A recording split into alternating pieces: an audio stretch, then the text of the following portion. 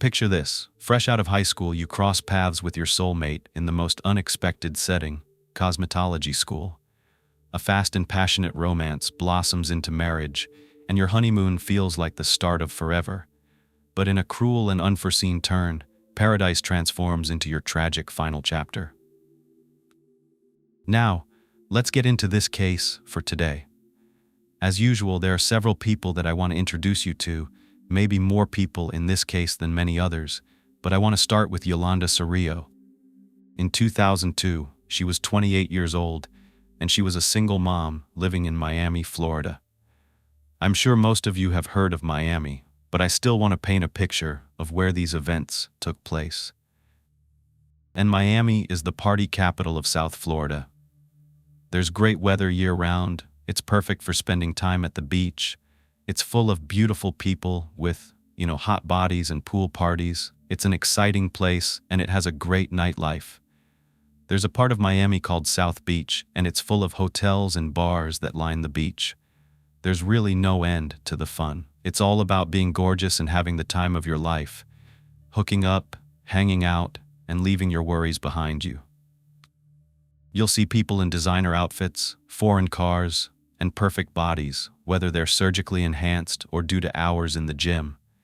It is heaven for single people, vacationers, and anyone that just enjoys the fast-paced lifestyle.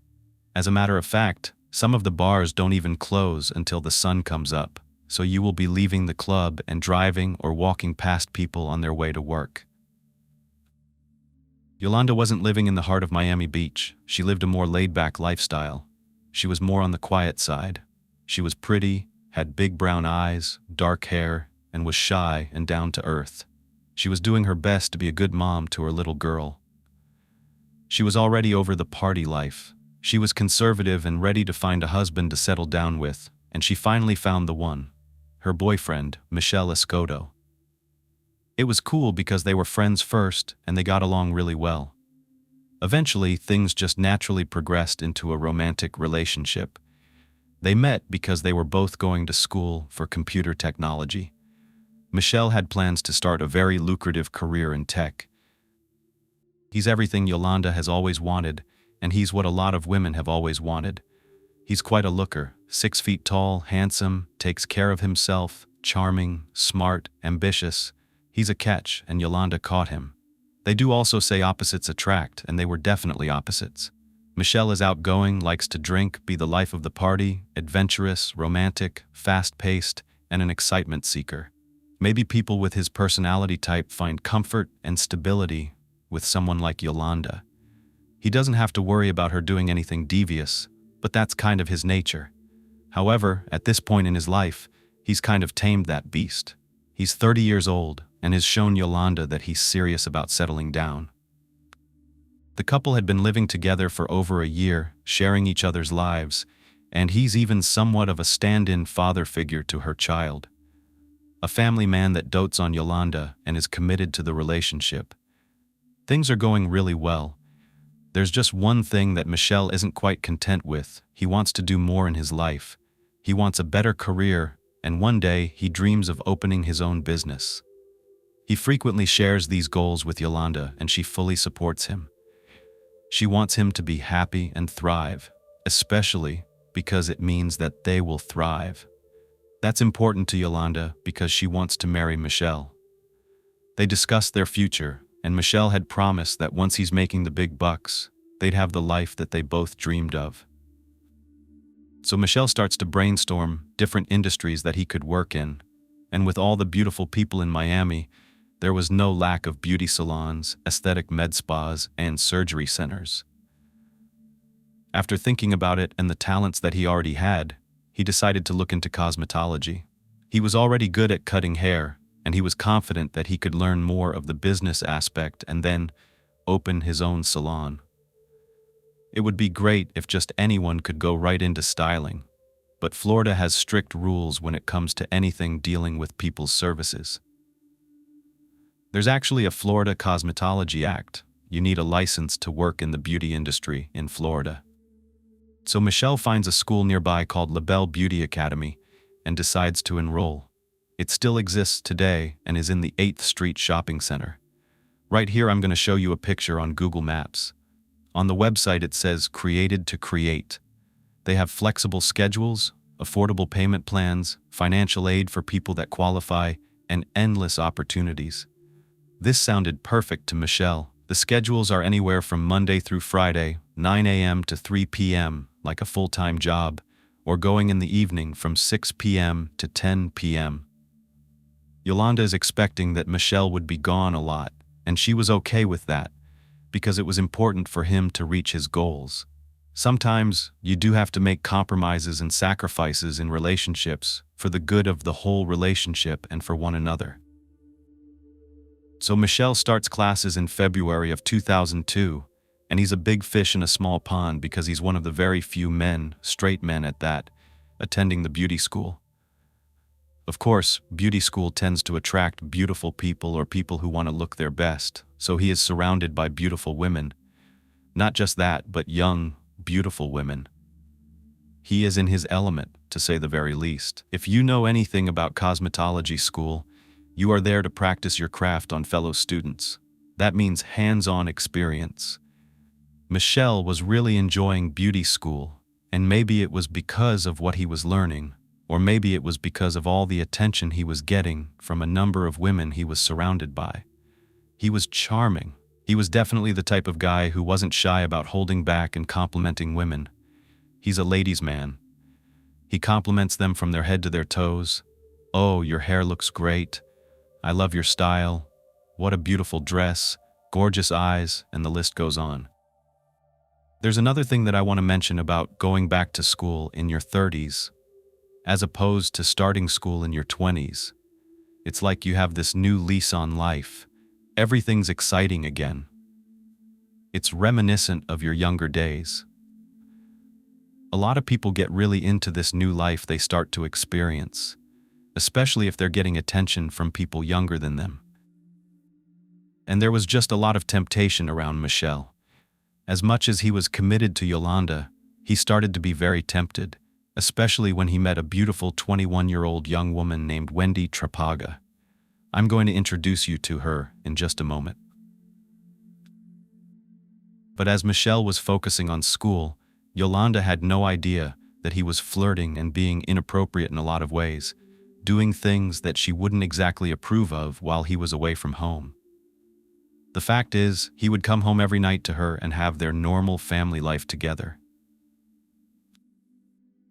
And I think a lot of people like the aspect of living this double life, having the stability and security to go home with someone that you know will always be there, to cook for you, have sex whenever you want, and to support you. Meanwhile, you can have these exciting encounters, even if they're not sexual, if they're emotional cheating, or just getting close to people in a way that your partner wouldn't exactly approve of. The more time Michel spent around his temptation, the more he started to let his guard down.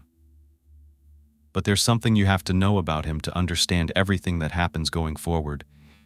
He has never been faithful to any woman that he's ever dated, and this is according to a friend that knows him very well.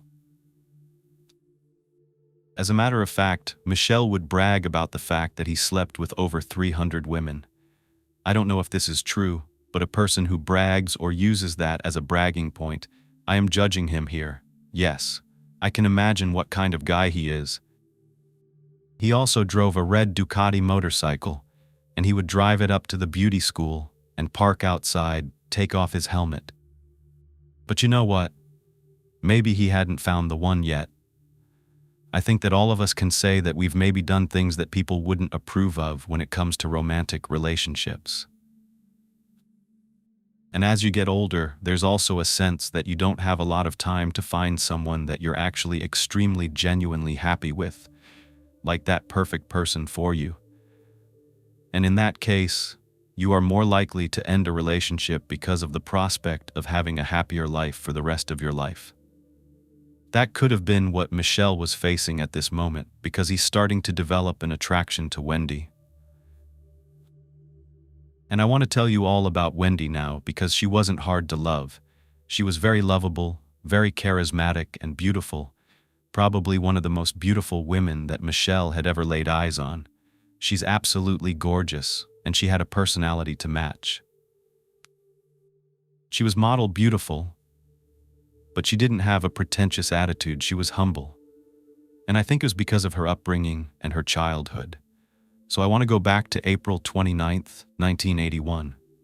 Wendy Marie Trapaga was born to her mother Miriam and her father Ernesto.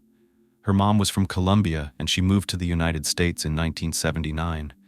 She started living in Miami, and that's where she met Ernesto, who was a pilot. Miriam was 21 years younger than Ernesto, but they ended up falling in love and settling down in Miami. They got married, and just a couple of years later, Wendy comes into this world. And she was a daddy's girl. She was a sweetie pie, a little angel, and she grew up in a very loving household. Both her mom and her dad doted on her. She was the love of their lives. Ernesto spent a lot of time traveling since he was a pilot, but he was a cargo pilot, so his job wasn't about transporting people. It was about transporting things. And in 1988, Ernesto was working for a company called Egyptian Air Transport. He would fly all around the world, and this time he was in Nigeria. He was transporting a plane full of cows, Mercedes limousines, and a bunch of other stuff. And the type of plane he flew was called a DC-8 cargo plane. He was actually a former Pan Am senior captain, and he was a great pilot. He also had a really fun personality. Someone he worked with said that one time he came to the airport riding his bicycle, and he was in full uniform. His luggage was strapped to his handlebars, and he had this funny, quirky personality. It was March 31st, 1988. Wendy was 6 years old, and she was waiting for her dad to come home from his trip from Egypt. However, this was the day that changed this family forever. Because upon takeoff, Ernie tried to get the plane into the air as usual. As he sped down the runway, the plane would not become airborne. So he went back around and he tried a second time, and devastatingly, the plane caught fire. It was 50 yards from the ground, and it crashed into the desert area around the airport. What was interesting is that this plane was a replacement for another DC-8 that had slid off of a runway just a few days earlier in Denmark, and that plane was on its route to Egypt to pick up the same cargo. That plane was completely damaged, and so this plane was dispatched with a new crew, and it was involved in a fatal crash and destroyed. Even the cows were killed. It was completely heartbreaking, especially for a little 6-year-old girl, and this was Wendy's childhood. This is what she experienced, and you take that with you throughout your life. But a plane crash is something else. It's unrelatable in so many ways, and having to live that fact and retell that story to those you meet and get close to, the loss may be able to be understood, but the circumstances would probably be a little harder. This was the first tragedy for this family, and there will be another, unfortunately. So Ernesto was 61 years old when he died, and it was devastating for Miriam. After Ernesto passed, she was a single mom, and she wanted to provide what she could for her children. So she took a job working at a school as a secretary. And she worked so hard she was able to rise up the ranks and became a supervisor of after-school programs in a Miami-Dade County elementary school. She ends up falling in love again and marrying Juan Benitez. I wasn't sure if her children came from her previous marriage to Ernesto, or whether they were coming from Juan Benitez. However, they were a lot older than Wendy, and they did call Wendy their step-sibling.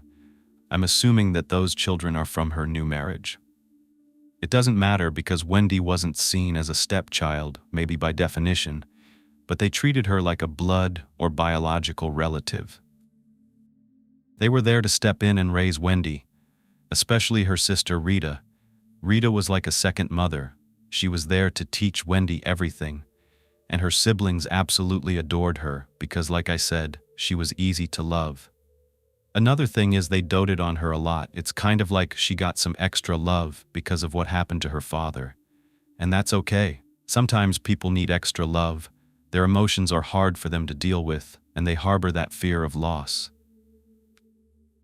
Wendy grew up not only loving her family, but she adored animals.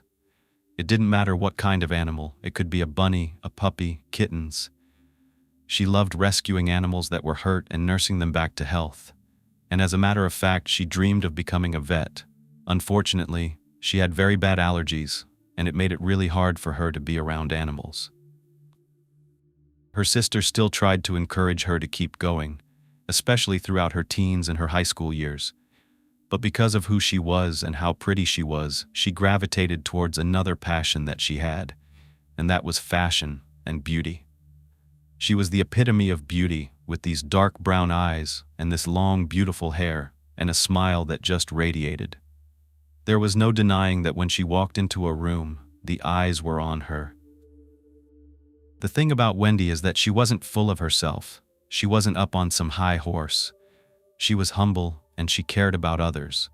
And as a matter of fact, something that she did stood out to me. She was a senior in high school at the time, and she was saving up money because she wanted to take those gorgeous senior photos. She just wanted them to be perfect. But there was something happening before those pictures, and that was prom. And that could be an even more exciting time in your senior year. And there was a girl at her school that she was close to that couldn't afford a dress to go to prom. So what did Wendy do? She took all the money that she saved, and she went out and bought satin to make a dress for this young girl. And that is the kind of person that she was. She was there to help others and to make them feel important. Not only that, she did her hair and her makeup, and that was part of her passion. She wanted to make people look beautiful. Finally, her sister says, "You know what? You should follow that dream." She decided that right after she graduated from high school, she was going to follow in the footsteps of two of her cousins. Both of them owned beauty salons. Now I will say this, I'm not going to go into detail about this, but Wendy was married for a very short time after she graduated from high school, but she ended up getting a divorce. So by 21 years old, she is ready to focus on herself. That's why she enrolled at La Belle Beauty Academy in Miami alongside Mr. Michel Escoto. Now you have to understand that from a 21-year-old's viewpoint, someone like Michel is pretty fascinating. He carries himself well, he's very charming, he's complimenting her, doting on her. But not only that, he talks about how he's a web designer, he's got a degree in technology. You don't really think that you're going to meet your dream guy at beauty school. A young girl can look up to someone that's 10 years older than her. Because she lost her father, I'm not saying this is a 100% fact, but she could look towards older men as safety. Not exactly to replace her father, of course not, but there is something to say about that. And remember, her mother married someone 20 years older than her. So, it wasn't really out of the ordinary to consider being with an older man. And she was very attracted to Michel. He didn't exactly act like he was very forthcoming about the fact he already had a girlfriend that he was living with, that had a child that was relying on him to better himself for their future.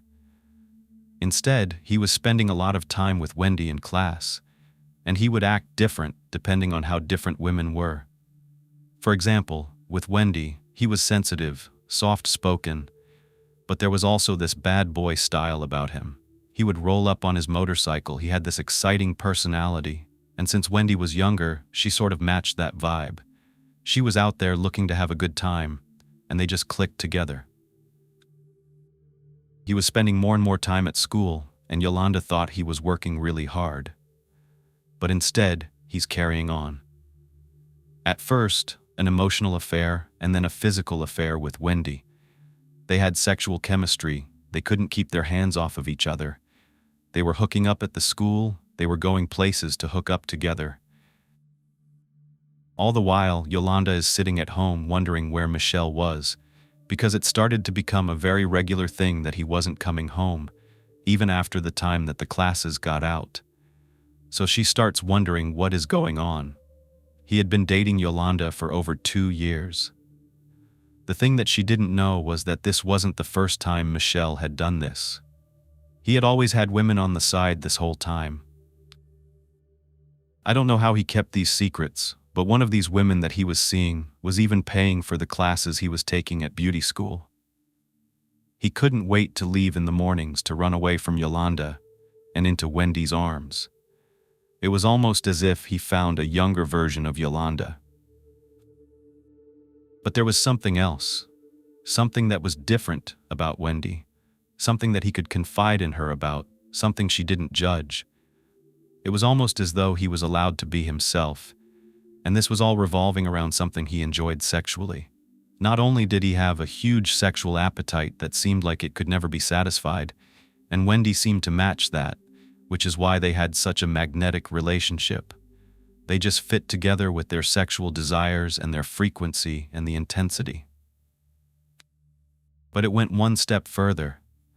They were allowed to see other people. They were swingers. I don't know the story. I don't know if Michel introduced Wendy to this lifestyle or whether she had always been curious about it, but they discussed it and they decided they wanted to do it. Him and Wendy, they're getting out of class and they're heading to a private swingers club called Miami Velvet. They cater to swingers, being safe in an exclusive environment where you had to be a member to attend these events. This place still exists. I went to the website and there's a member area and it says, "Welcome to Miami Velvet member site." Once you create a profile and you pay, you get access, and then you can see who's coming, what the upcoming events are. So just look right here. These are some of the events. And as you can see, there's a few different ones. There's Assume the Position, Newbie Night, and so on and so forth. It's also sort of a dating site in a way because you can view people's profiles, then you can meet them online and then in person. Another interesting part of the website, it says that they love tourists, and they say that couples' memberships fees will be waived for all first-time tourists that come through. This is Miami, Florida's largest premier swingers club, and people from all over the world actually come to experience this. So, Wendy and Michel are meeting a lot of strangers, a lot of new people all the time. It's a 20,000 square foot club that looks just like a swanky nightclub. They even have a cruise party where you can go on a mini vacation and hook up with other couples. You're going there expecting to hook up. Here's the main lobby. There are private rooms and open rooms. You can have sex on the couches in front of people or on little beds. You can do whatever you want in an environment where people are sort of, I want to say, vetted. But it's different than just meeting someone randomly at a club and trying to hook up with them, and you're open to different people and they're open to you. Something I did learn about this lifestyle is that they said that the divorce rate is over 50% and there's a lot of affairs. So some people involved in the swinging lifestyle believe that having more of an open and honest relationship where they can swap partners helps a relationship in many ways. It's up to the person or the couple if they're consensual about it, and that's what they want to do. They're consenting adults, and to each their own. But this is not something that someone like Yolanda would be partaking in.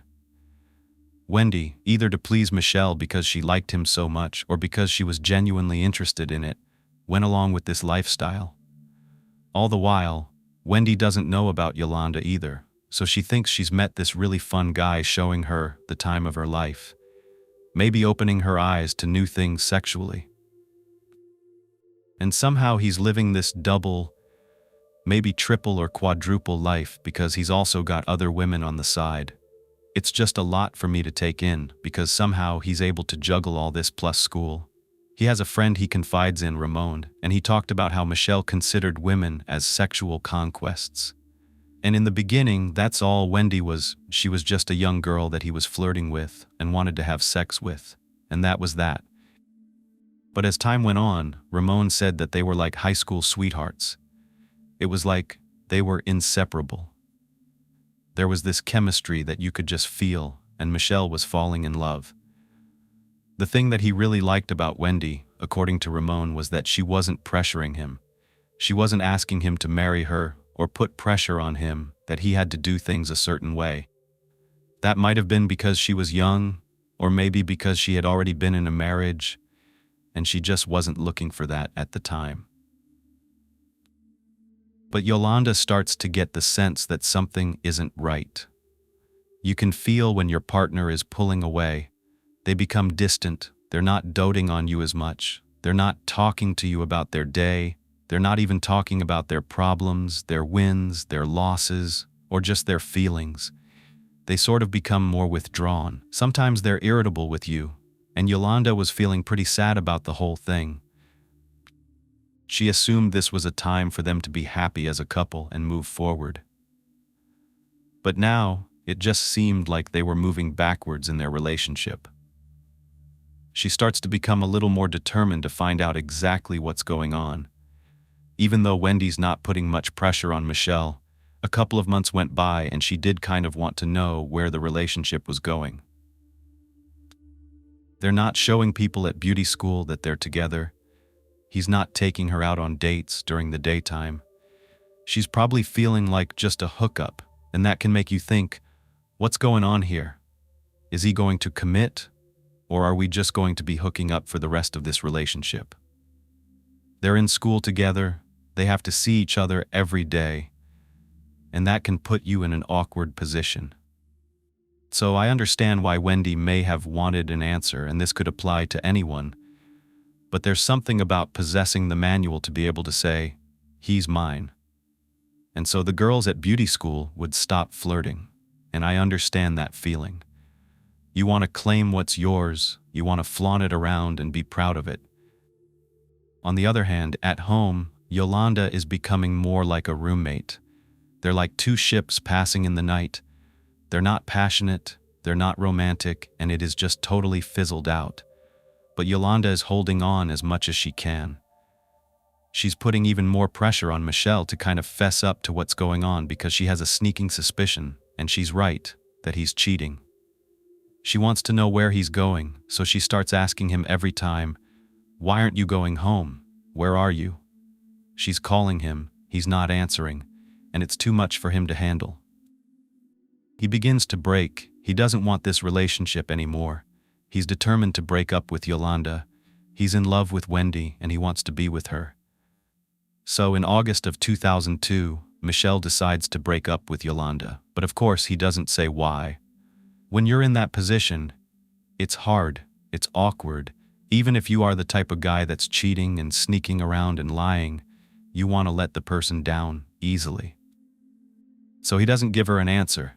He pretty much just gets in an argument, takes all his stuff and leaves, and never comes back. And Yolanda is stunned. This is the man she thought she was going to marry, and he can just up and leave that easily, in the blink of an eye. They were supposed to be building something together. It was just so sudden, he was gone. So she wants closure. She wants to understand, what did I do wrong? Are you leaving me for someone else? He just denies and stops talking to her. She's heartbroken. She's calling him non-stop for weeks, and he never returns her calls. She becomes desperate to understand, and without getting those answers straight from him, she takes matters into her own hands. And she's trying to guess the password to his voicemail, and she finally gets in. She's playing all of his messages, and that's when she hears a woman's voice. That woman was Wendy. Not only was Wendy leaving a message, but what made Yolanda unable to believe or comprehend, her fathom what she was hearing, is when she heard Wendy say, "Hurry home, hurry home." Yolanda could not believe this. He was living with another girl already. He left her, and he's living with another girl just a few weeks after their breakup. Yes, it's true, they moved in together. And you might be asking yourself, here are two beauty school students. Are they really able to afford a place in Miami Beach? Because, school is like a full-time job. No, they're not even able to afford an efficiency apartment. If you don't know what that is, it's like a bachelor. There's maybe like a sink, a toilet, and one big living space, nothing fancy. It's definitely not living in the lap of luxury. This wasn't South Beach. This was a different part of Miami where you see a little bit more poverty. And sure, they're building their dreams, they're building up their careers, but this worried Wendy's mom. She might be able to understand that Wendy wanted to date this older man. Okay, she did the same thing, but she didn't think that he was good enough for Wendy. She didn't believe they made a good match. But the thing that worried her the most at the time was she found out that Michel didn't have a job. She didn't know how they were going to even afford the small apartment they were in. All he was doing was attending beauty school. He would talk the talk, but he wouldn't really walk the walk.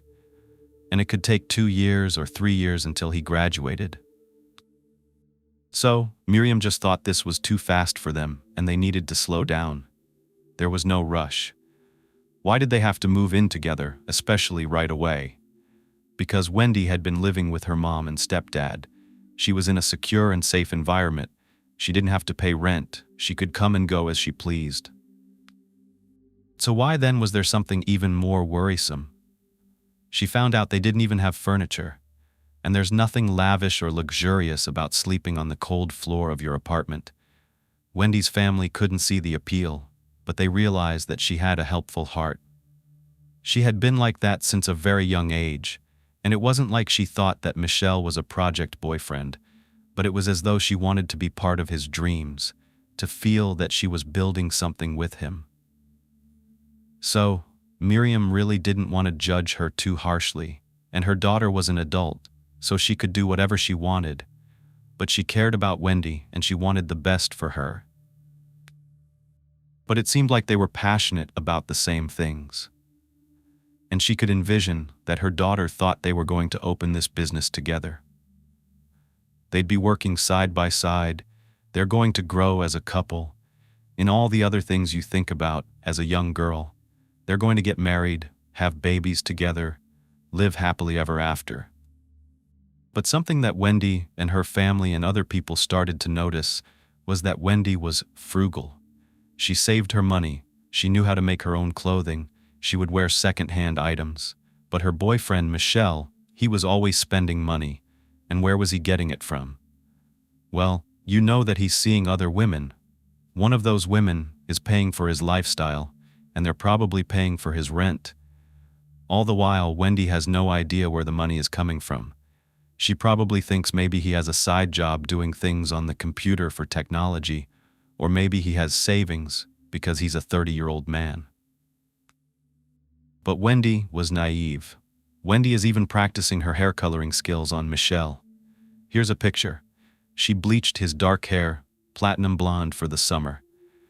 So, you may or may not believe this, but just 3 months after they had been living together, they decide that they're going to get married.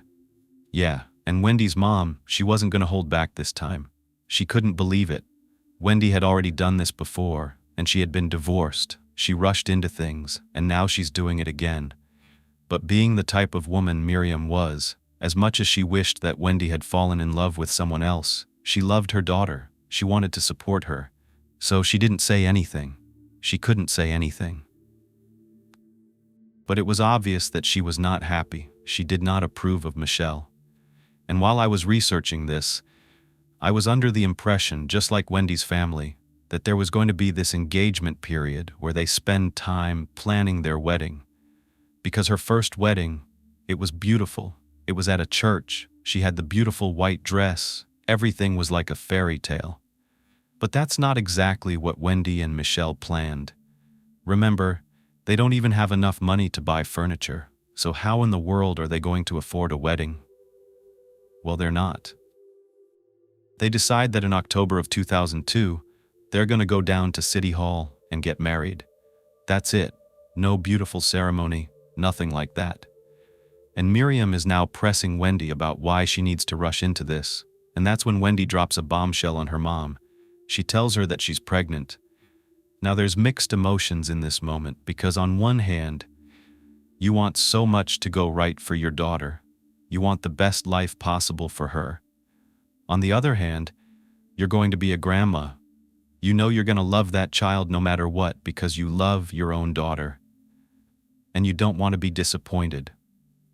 This isn't the moment for that because it makes it seem like it's negative. They were also a church-going family. So Wendy believed in getting married. She wanted to have a family. And Miriam finds this out just a few days before the marriage. And Miriam kind of thought, you know what, she never experienced that mother-father relationship, family life, so maybe that's what she wanted. She was chasing her own little dream life that she never got to have. So on Thursday, October 10th, 2002, Michel and Wendy were married at the Miami Beach City Hall. Even though they didn't have a lavish wedding, and I mean, they look beautiful, Here's the photo. They wanted to have a beautiful honeymoon. They didn't want to go far, probably because they couldn't afford it, but they wanted to feel like they were in a place that was exotic. So they went to Key West, Florida. It's an island off of South Florida.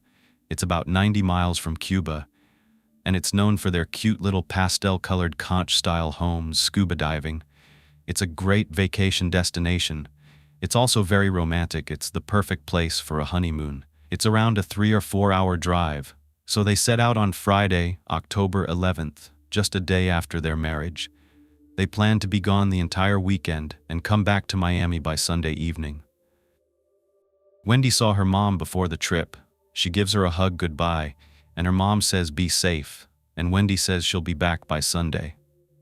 The couple spent the first 2 days enjoying their time together as husband and wife. They stayed in a nice hotel, probably watched the sunset, had a few drinks, romantic dinners.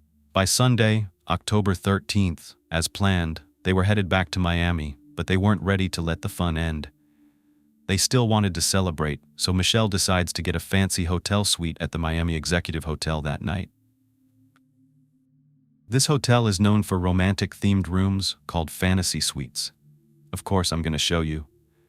There's one here with a red heart-shaped jacuzzi and other romantic amenities. This is their style, though. There's also rooms like the jungle room, the cave with its own pool. Quite a nice little surprise for Wendy. She's excited. She calls her mom, and she lets her know that they're going to be back in Miami, but they're extending their honeymoon one extra night and would be coming home the next day. She explained that they had plans to go to dinner, then see a movie, maybe go out dancing at a Miami nightclub. Miriam was kind of worried because Wendy was pregnant, so this time she did pipe up and tell her not to drink alcohol. From what we can understand at this point, Wendy loves to be spontaneous. She likes to party. She enjoys spicing things up romantically, and Michel encourages it. So they go out to dinner, they go to a movie, then they check into their hotel at around midnight. They spend the next few hours enjoying one another in their hotel suite. Seems like a night like the one they planned is exactly what they would want to do to end their little honeymoon vacation.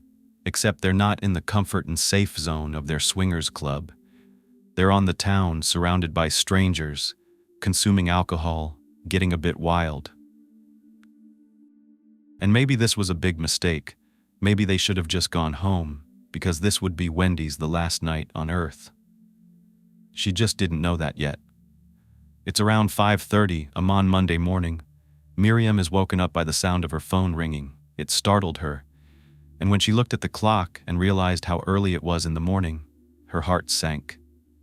She had a really bad feeling right away. In that split second before she picked up the receiver, many thoughts flew through her mind, and most of them were about Wendy. She didn't know what to expect when she picked up the phone. She said, "Hello," and she heard a voice she recognized on the other end, but it's not her daughter's voice. It was the voice of her daughter's new husband, Michel. He asked her if Wendy was there with her, and she's confused. Why would Wendy be with her? She was supposed to be with him on their honeymoon. What's going on? Miriam tells him that she hadn't spoken to Wendy since the day before, when they were on their way back to Miami. Miriam wants to know what happened last night. Where was Wendy last? And when did Michel see her? He explains they were out drinking, and Wendy wanted to continue, but he was worried about her drinking while pregnant. They got into a back and forth about it, and there was a lot of tension between them. It was their first official disagreement. They were arguing in the car. When they parked at their apartment, he decided to go inside to cool off. They both needed a breather. When he came out 5 to 10 minutes later, she was not there. He didn't know where she went. He called and called, but got no answer. That's why he called Miriam, thinking if anyone would know where she was, it would be her mother. Miriam's worried. Her daughter is pregnant and alone somewhere, missing, not answering calls. This was not right. So they wait to see if she ends up reaching out to them. Maybe she was upset. She needed a break, and she was with friends. They didn't want to immediately jump to conclusions, but it was hard not to because this was out of character for her. A couple of hours later, Michel still hadn't heard from Wendy. So he drove over to the school that Miriam works at, and he's waiting outside for her to meet him. He's a complete mess, distraught, worried, scared, and he wants to know what they're going to do next. They decide once again to wait. It wasn't long before they would know exactly where Wendy was, and they probably wished that they would never have found out because the reality was worse than they could have ever imagined.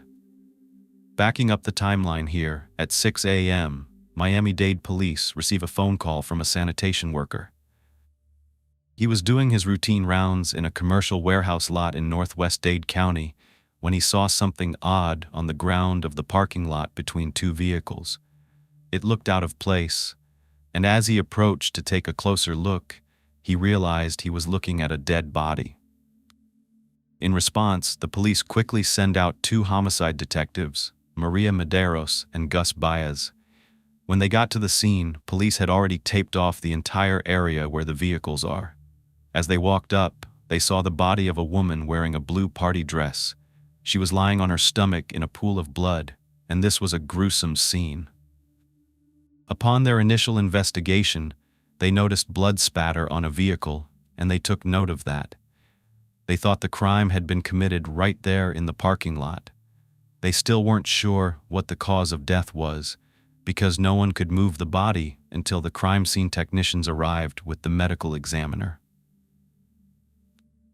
However, they were taking in everything they could at the scene in order to make a preliminary determination of what could have happened here. Because of how desolate this area was, they wondered if this could be a drug deal gone bad.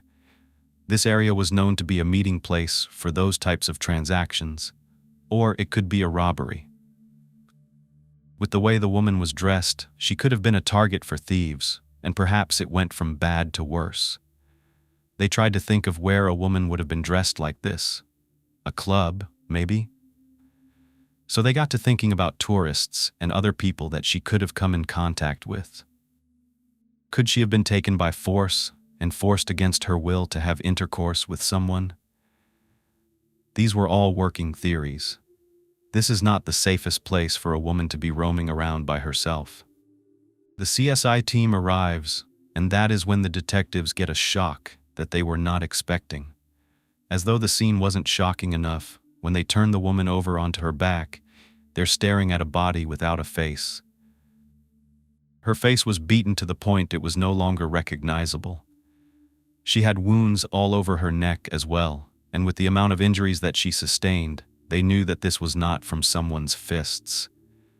She was hit with something heavy, but there was nothing around the scene that looked as though it had been used as a weapon. However, it didn't take long to identify her. Her driver's license and other identification were found next to her body. Of course, they would have to get the autopsy report, but the woman without a face was the once gorgeous, vivacious, compassionate, and kind woman that we know as Wendy Trapaga. How could this happen? How could she have been living the happiest moments of her life and then end up like this? The next step detectives had to take was to notify Wendy's mother. And as I say every time, they reported that this was the worst part of the job. It never gets easier.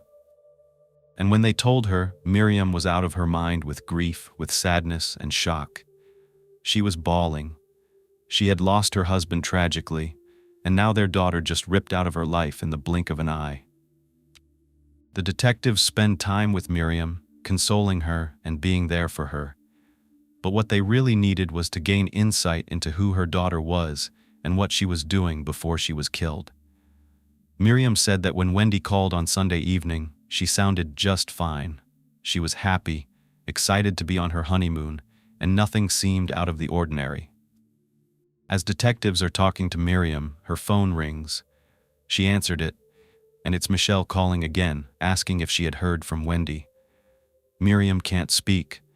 She doesn't know how she's going to break the news to Wendy's new husband of 4 days that his wife is dead. Instead, one of the detectives grabs the phone. They don't want to tell him over the phone, so they tell him they're about to head over to his apartment. Michel wants to know what is going on. They aren't too far from his place, so they say, "Hang tight, we'll be right there." But when they arrive and he lets them in, he just blurts out, "Is she dead?" And I know you might think that's weird, but when you hear that detectives don't want to tell you something over the phone, and your wife is missing, and they're on the way to your apartment, it's pretty much a given. But they give him the heartbreaking news about his wife, and he just starts to bawl his eyes out. They can tell he's in shock. The first thing they ask him is if he knows anyone who would want to harm Wendy, and he says no, he has no idea. They give him a few minutes so he can calm down, and then they ask him to come to the station so that they can get additional information. When asked what happened leading up to the morning of October 14th, he tells them about their marriage, about the Key West honeymoon, and that Wendy wasn't exactly ready to go home yet. It was still the weekend. She wanted to extend their fun, spice things up by getting a hotel at the Executive to just have a romantic night. He said that after checking out of the other hotel in Key West, they took the long drive to Miami. They had dinner, they went to a movie, they got to the Executive pretty late, like around midnight. They had sex, they took a nap together, and then Wendy went to the jacuzzi and she was kind of relaxing and dozing off here and there. When they checked out of the hotel that morning, that's when they got into the disagreement revolving around Wendy drinking while she was pregnant. While they're going back and forth, Wendy informs him that she's not actually pregnant. What? And this is according to him. They didn't get the autopsy report back, but it's bound to give them concrete information about whether or not this was true. So he says, upon hearing Wendy say this, the discussion definitely got more heated. They were close to their apartment, and Michel wanted both of them to cool down, so he left her in the car and went inside to compose himself. He was also trying to keep the noise down because it was really early in the morning. It was like 4 a.m., and he didn't want to disturb the neighbors. About 5 to 10 minutes later, he comes back outside to see why Wendy hadn't come in. That's when he noticed her car was gone, and she was nowhere in sight. He figured she went over to her mother's, and that's why he called Miriam to see if she had shown up. They questioned him for 14 hours, and when I hear this, I can't imagine being in this like 10 by 10 room just answering questions. And they kept asking him the same one over and over again. Do you know anyone that would want to kill Wendy? After the interview was done, Michel needed someone. He turned to his friend Ramon, who I mentioned earlier. When he arrived at Ramon's, he was disheveled, he looked sad, upset, down, and tired. Within the next couple of days, the autopsy report comes back. Wendy had 15 to 20 wounds on her face and neck. She was struck with a hard object, completely destroying the structure of her face. And they have reason to believe that she was killed at the scene where she was found. They revealed that she had also been strangled, and that's usually a personal crime, although it can also be a crime of control and dominance. Plus, they find someone else's DNA on Wendy's dress. Her car is also found nearby. A toxicology report was conducted, and they found alcohol, sleeping pills, painkillers, and anti-anxiety medication in her bloodstream. Her time of death was determined to be between 3 and 5 a.m. on October 14th. She wasn't wearing shoes, but her feet weren't dirty, and that puzzled detectives. There were no defensive wounds to her arms or her legs, and this indicated that she was most likely either unconscious or restrained in some way when she was attacked by the murderer. But there was something else they confirmed. Remember the claim that Wendy was not pregnant? Well, the coroner determined that was correct.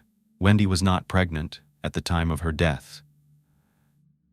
So, why did she tell her mother that she was there? There were a lot of questions left unanswered. Did she leave her apartment and then go somewhere and consume alcohol and drugs, and meet up with someone who carried out this heinous crime? That was the newest theory that detectives were working through. The reason? Well, the scene of the crime was only a mile away from, guess where? Miami Velvet Swingers Club. Could she have left Michel and sought comfort in someone else? Someone that she had met at the club on another occasion, or someone she was talking to? After all, they were technically allowed to hook up with other people, but usually this meant when they were together with other couples. Not on their own, But sometimes this lifestyle comes with temptations outside the boundaries that the couple set. So detectives are very interested in this club, as well as everyone who attends the events that could have come in contact with Wendy any time that she had been there in the past, and who was there on the night she was killed. You have a club where people explore their deepest desires, and many of us know there are sexual deviants that prey on women like Wendy. So they head over to interview the owner of the club, and he agrees to allow them to take DNA tests of all the employees, as well as all the people that patronize the establishment. As they wait on those results, they bring Michel back in, and he confirms that it's true. The couple did live the swingers lifestyle. They were involved sexually with other individuals. They also get a subpoena for both Michel's and Wendy's phone records. That's a normal part of the procedure. They need to piece together the past few months of Wendy's life. They want to know anyone the couple had contact with. Meanwhile, 5 days following Wendy's death, her family and friends gather at the cemetery to pay their respects and to lay Wendy to rest. It's a very emotional day for them, especially for her mom and her 4 older siblings. As the family is mourning the loss of their beloved Wendy, investigators have a new lead. It comes from Michel's phone records. He called a number at 3:15 a.m. The morning of the crime. They traced this number back to a pager. Whose does it belong to? His ex-girlfriend, Yolanda. Well, they don't know who this is or how they're connected to Michel. At this point, they notice that there are a number of calls between both of them in the weeks leading up to Wendy's murder. I wasn't surprised. He's a cheater. Nothing has changed. He wants his cake and his ice cream on the side. But detectives want to know more. They call Yolanda in for questioning. What you're about to hear is probably going to blow you away, or maybe not, but stay tuned because this case gets more and more convoluted and unbelievable. When they call her, she wants to know why they need to talk to her. They ask her what her connection is to Michel, and she asks, "What is this all about?" They tell her the news about Wendy, that she's Michel's wife and that she was found murdered just a few blocks from Yolanda's home. She tells them that she's Michel's ex-girlfriend and friend. She willingly comes in for questioning. Her version of events goes like this. She tells detectives she knows of Wendy, but she doesn't know Wendy personally. She explains Michel left her for Wendy. They want to know details, so she goes back to the beginning of their relationship and tells them everything we already know, but more, the things that were going on behind the scenes, things that poor Wendy was oblivious to. She tells him that she's still madly in love with Michel. She was heartbroken, destroyed that he left so abruptly, and she was desperate for answers. That's all she wanted to know, what he was doing and why. So she admits she hacked into his voicemail and listened to all Wendy's messages, starting with the one that infuriated her from the beginning, the one where Wendy alluded to the couple living together. She explained she couldn't believe they had been cheating, but that he was already living with someone else. She goes on further to explain that he wouldn't answer her calls, but finally, in the fall of that year, 2002, a few months after Michel had left, he finally answered his phone when she rang him.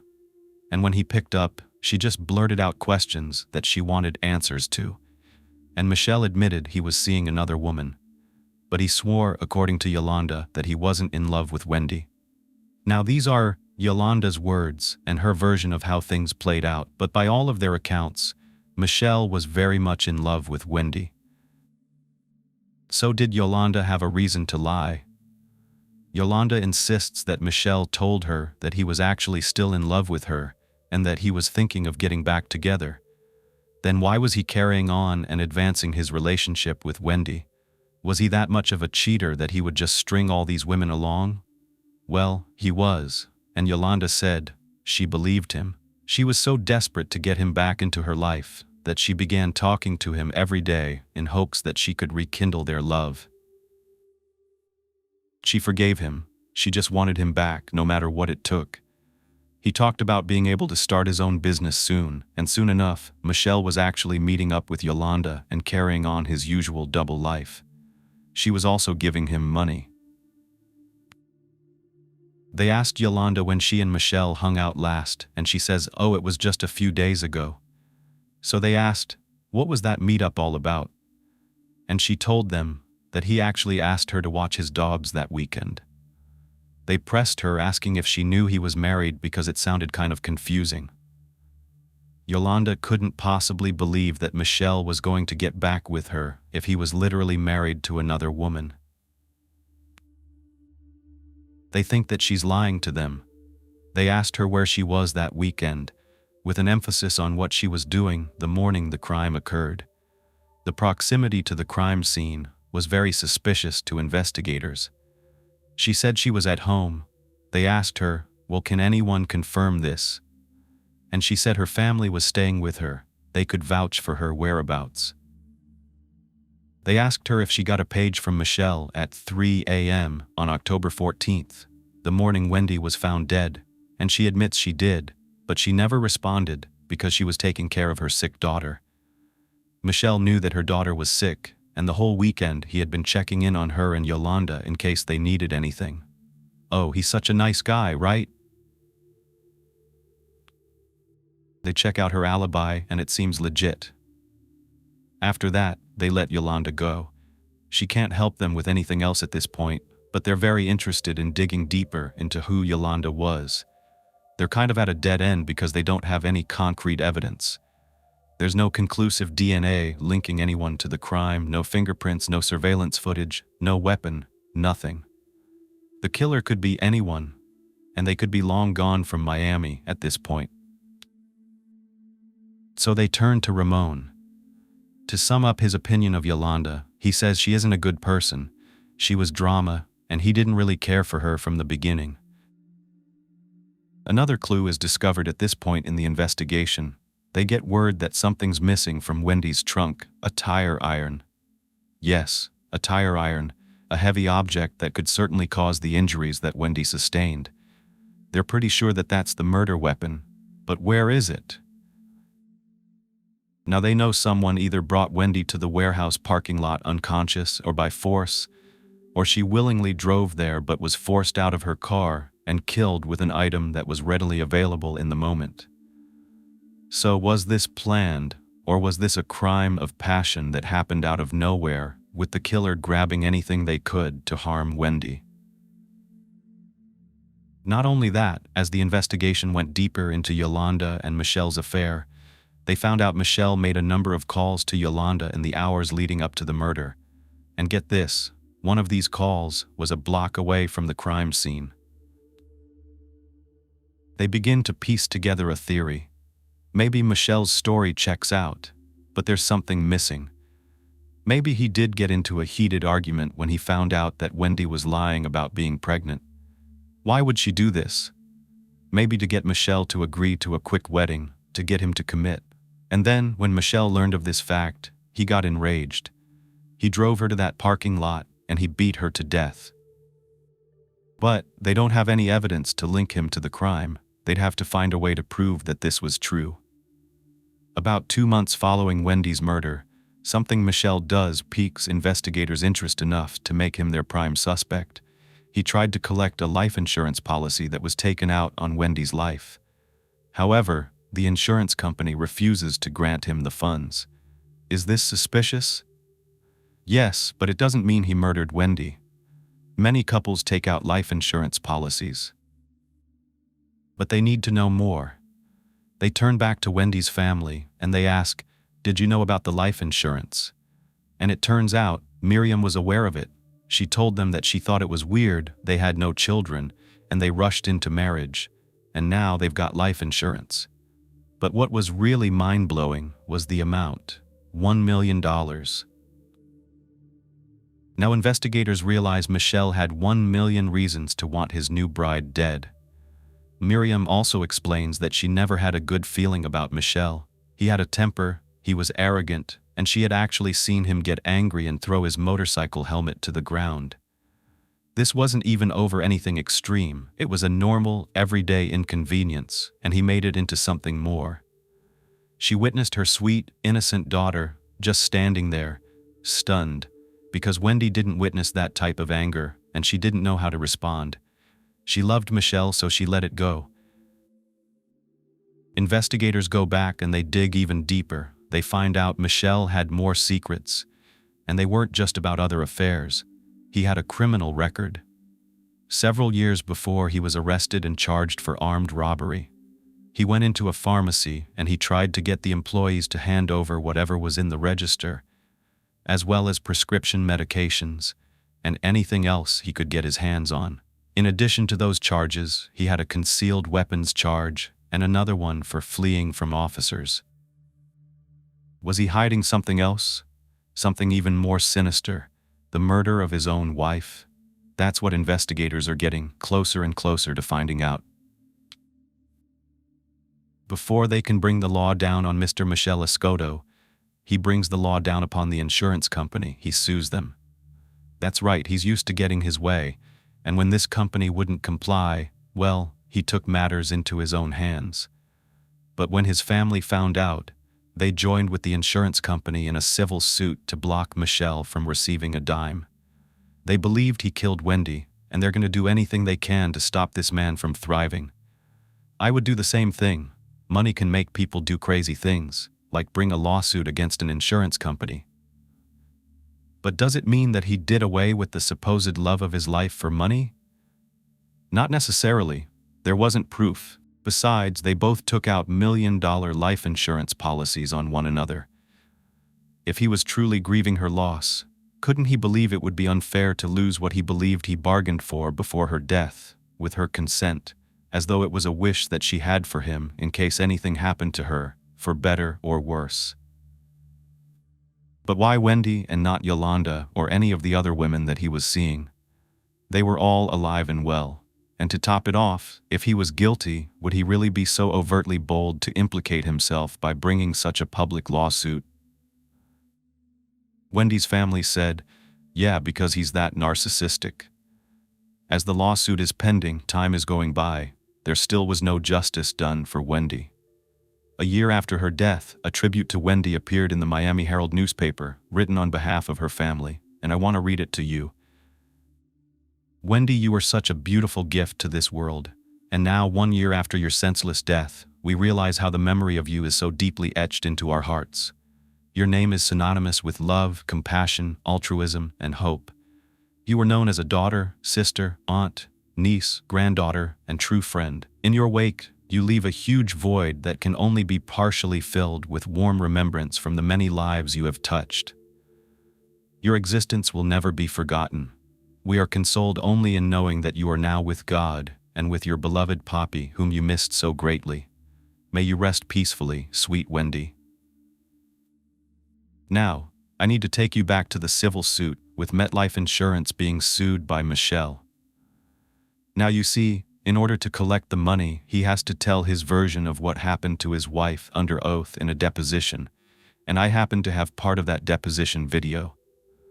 I want to play it for you because it's the first time you're ever going to hear from Michel himself. You can tell me what you think about his demeanor, his answers, and his version of the events as they were unfolding. According to him, as you sit here today, sir, do you know anybody that wanted to kill Wendy? No, You know anybody that had any reason to kill Wendy? I did not know anyone that had any reason for Wendy, no. Now, when you left the Miami Executive Hotel, was that sometime around 3 in the morning? I do not remember that. It was the wee hours of the morning. And then you left here and you went, your intention was to drive to your Miami Beach apartment, correct? Correct. And on the way there, you called Yolanda. Correct. And you called her on her beeper, correct? Negative. I do not believe I called her a beeper. No. I believe I called her on her cell phone. On her cell phone? I do believe. I could be mistaken, but that's the best that I can remember. Okay. And you weren't able to speak with Yolanda, correct? That is correct. now investigators are listening to what he's saying under oath in the deposition, and they're comparing it to what he said during the investigation, and they're finding inconsistencies all over the place. Was she drinking? Was she not drinking? Whether she was driving or not driving, it just started to unravel and make him look very guilty. And now, they're 100% convinced that they have their killer. Because of this, When you arrived in your apartment in Miami Beach, you walked out of the car, correct? When you Correct. stayed in the car. Correct. Did you stay at any time in the car arguing with Wendy? We were talking in the car, yes, for a little bit. You were talking or arguing? Very light argument, I would say, due to the time of the day, the time of the night. Had it been earlier in the day, it would have probably been more of a heated argument. So we were trying, I was trying to keep it low key for the neighbors. And on the way to the apartment in Miami Beach, you two argued on the way there, correct? I think it got a little more heated once we're like on the beach and like getting to the house. It was less of an argument on the way over. I would definitely characterize it as much less. And when you left the car that morning, Wendy was sitting in the passenger seat, correct? Correct. So you took the keys and you went directly into the apartment, correct? Why did you come out after 5 minutes? I went to talk, I go to the car, go to my boyfriend's. Okay. Was Wendy gone at that time? Yes. Do you recall calling Yolanda that morning before you were interrogated by the police?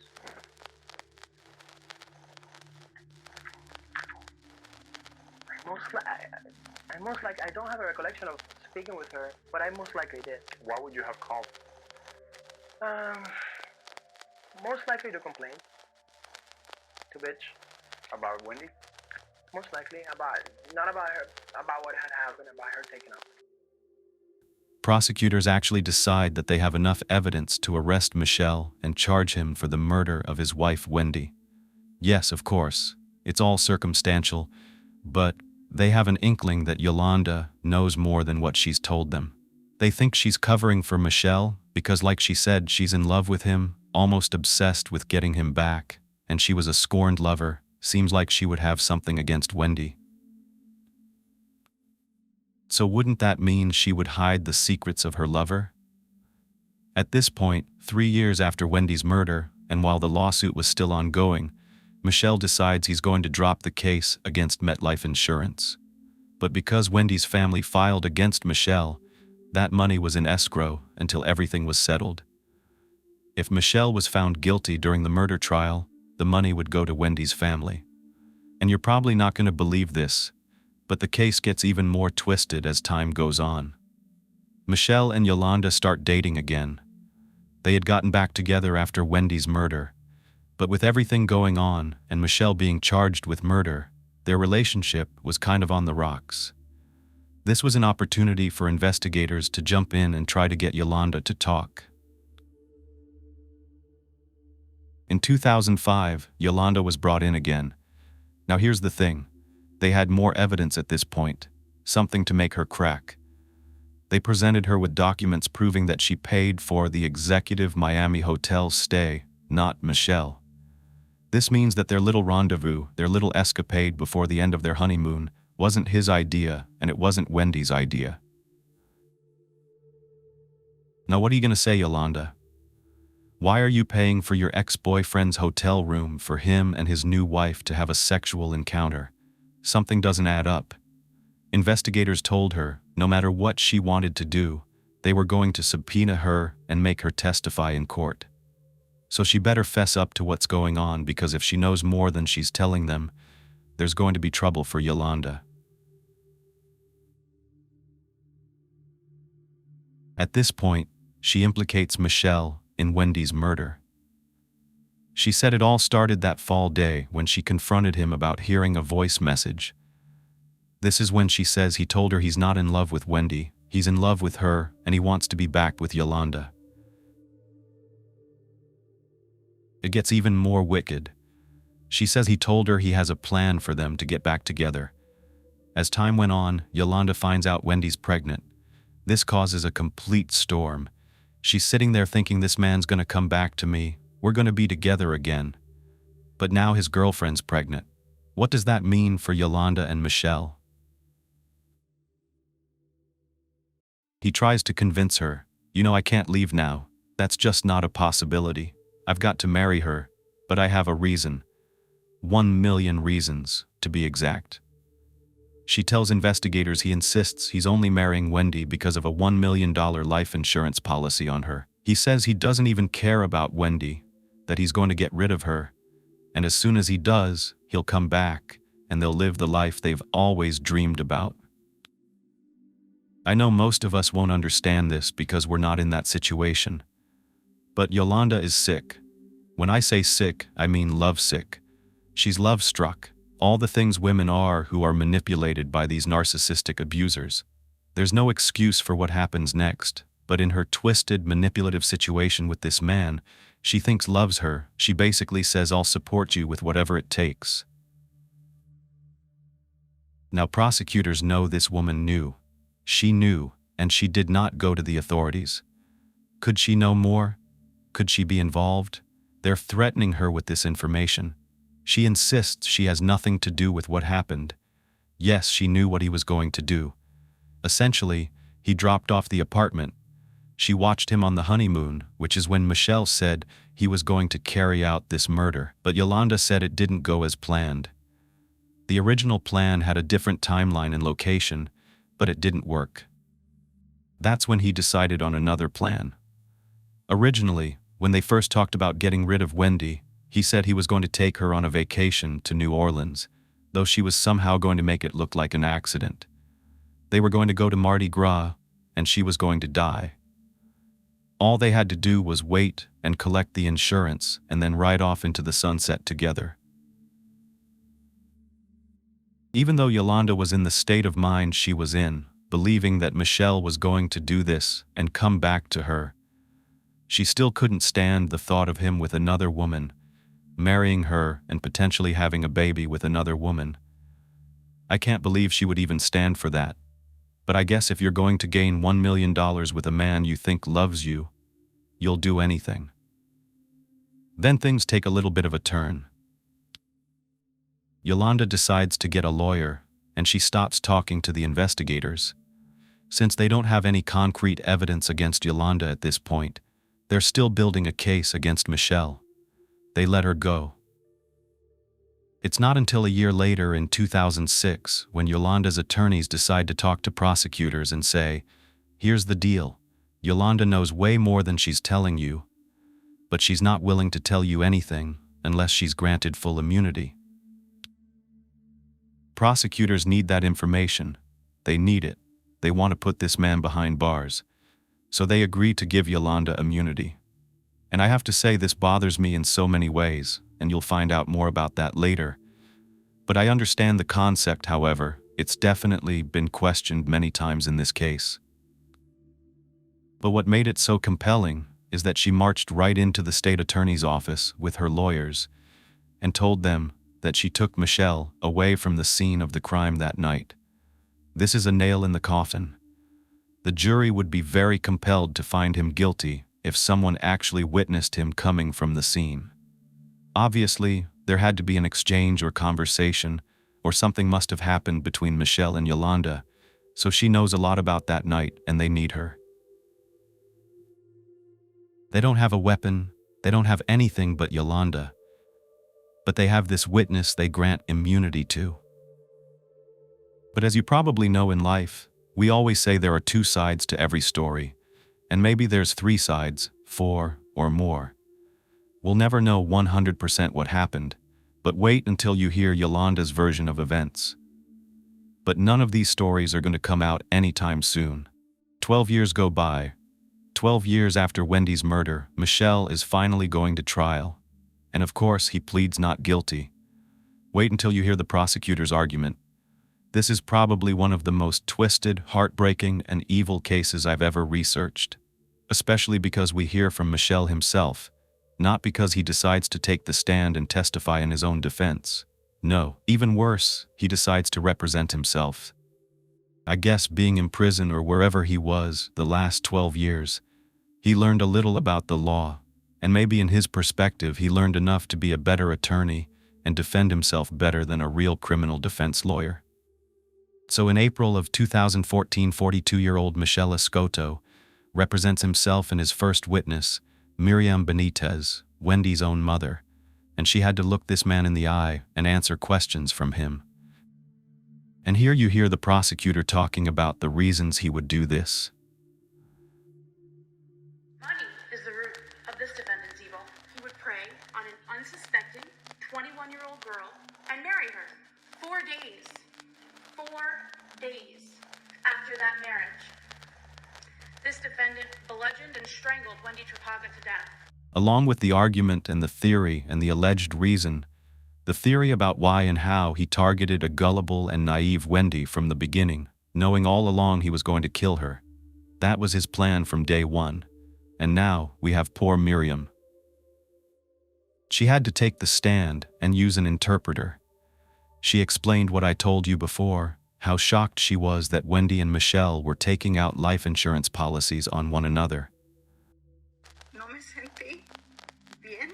I did not feel good. Expresé a ella que por qué se And I expressed to her, why insurance? They're not even married. no tenían hijos. They didn't have children. ¿Por qué un seguro? Why insurance? She just didn't understand the need for it. Now, one of the detectives I talked about before, Maria, she gets on the stand and she talks about why she believed that Michel was guilty from the beginning. I told him if he couldn't muster up a tear for his wife for 4 days, to muster up a tear for the $1 million he's never going to see. What was his reaction? When she's asked that last question, she puts her arms across her chest. She's crossing them and giving a smug look on her face, the way that she said she saw Michel do that day. She wasn't sure if the way he reacted was the callous indifference he had towards Wendy herself, that she just wasn't worth anything, or whether he just thought women were worthless because it seemed like all he used them for was his own benefit. And you'll hear more about this from the women that he used who are luckily still alive to tell their stories. Here is one of his former girlfriends who gets on the stand and talks about how she was giving him money every month. This is what she did. How much money did you give him a month? Approximately maybe 1,500. This is what he did. He manipulated these women. He charmed them and made them believe he was in love with them, just like he did with Yolanda. All of these women were willing to do something for him. Was Yolanda willing to kill for him? That was one of the questions I had. $1,500 a month this woman was giving him. That's unbelievable. I just don't know how he does it. And of course we know that there is yet another woman supporting him for years, Yolanda, and she's the prosecution's star witness. She gets on that stand and she has to answer questions from her former lover, the man that she's testifying against, and it gets emotional. I want you to take a good hard look at Yolanda, and I want to hear from you, because when I look at her, to me, there's something missing. There's something that doesn't add up to me, and I want your thoughts on what you're about to hear. Yolanda Cerrillo. Have you ever had a man that you could share your life with? I thought it was Michel. She thought that she was going to spend the rest of her life with Michel until she found out that he pretty much exchanged her for a younger version when he met Wendy. Tell me you don't think that this woman was enraged. Tell me you don't think this woman would take it upon herself to do something about it. Here's the important part that I told you about before, the story Michel gave her allegedly about how he didn't even love Wendy, and it was all about Yolanda and the plan for them to be together. He said to calm down. That it was all a plan. That he didn't love her, he loved me. He was going to marry her. They were going to have an insurance policy, and she was going to die. All right, so he told you he had a plan. Yes. Now wait, because it gets worse. Yes, of course, she's admitting to the whole courtroom like she did to investigators that she knew about this plan and she was okay with it. She was okay with the love of her life taking another woman's life. It could have been her, but no. She felt like she was winning. But there's more. She admits that not only did she know, she actually helped formulate this plan. Yeah, it wasn't a surprise to me when I was watching these clips of the trial. She actually went through the motions as though she was Wendy, and they tried out these various ways they could possibly get Wendy to die. That is completely sick. She let this man try out versions of how he was ultimately going to carry out his new wife's murder. Why do I get the impression that this woman was the one that came up with a plan? Why do I get the feeling that there's more to this plan of Michel's, that she's guiding him? In her own words, she was giving him better suggestions and they're practicing it to try to figure out how they can get it just right. Can you imagine? And I guess another question I had was, did Michel do this? Was he really there at her apartment practicing these things, or was this just a lie? Was it her imagination, her obsessive thoughts, that she actually thought she was planning this with Michel, but in reality, she was just planning it by herself? It definitely crossed my mind because she's not in her right mind. Would Michel really do this? I think it's more plausible that they figured this out together because he was the one that had access to Wendy. Yolanda didn't. But doesn't it seem more realistic that Yolanda would be angry at Michel and angry at Wendy and try to concoct a plan? But now you're about to hear her talk about all of this and how it comes together, how they planned to use Percocet to drug Wendy because it would be easier to drown her. And apparently, there was that other plan they concocted about New Orleans, but it was taking too long, and therefore he had to rush the marriage. I'm going to come back to that because there's this little caveat that I want to bring up that I think is really sickening. If obviously this isn't sickening enough, there's a caveat having to do with the pregnancy, but I want to focus your attention on another snag in their plans that she's about to talk about right now. It was the fact that they were in Key West having fun together, and he puts these Percocet, allegedly, in her drink, but she doesn't drink it because it doesn't taste good. So he ends up waiting, holding on to the rest of this concoction, and then putting it into one of her drinks that she was having at the executive hotel when they're having this romantic time. And she's in the heart-shaped jacuzzi that night. He actually gets her to take the drugs according to Yolanda. Now, the problem was, even though Wendy's in this haze, apparently, and I don't know why, I don't know how this was impossible because this is a big man, you see him, you see his stature. He was way bigger than Wendy, but he's somehow unable to drown her. He got her to take the drugs, but drowning her didn't work out right.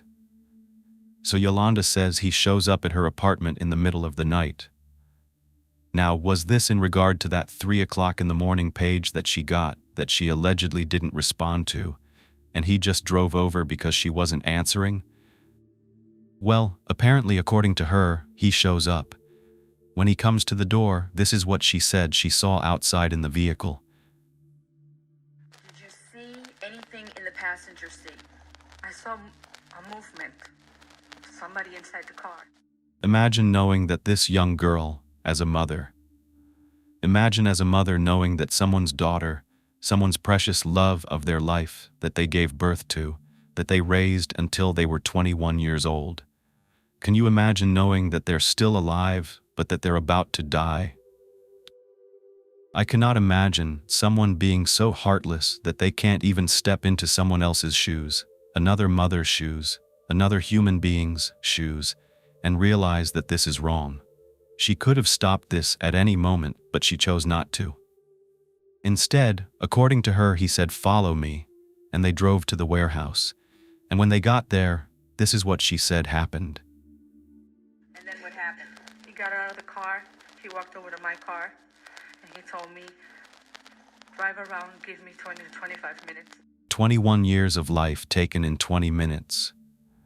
Imagine waiting around those 20 minutes knowing that someone's life is being extinguished, that she's being bludgeoned and strangled just feet away from you and you do nothing.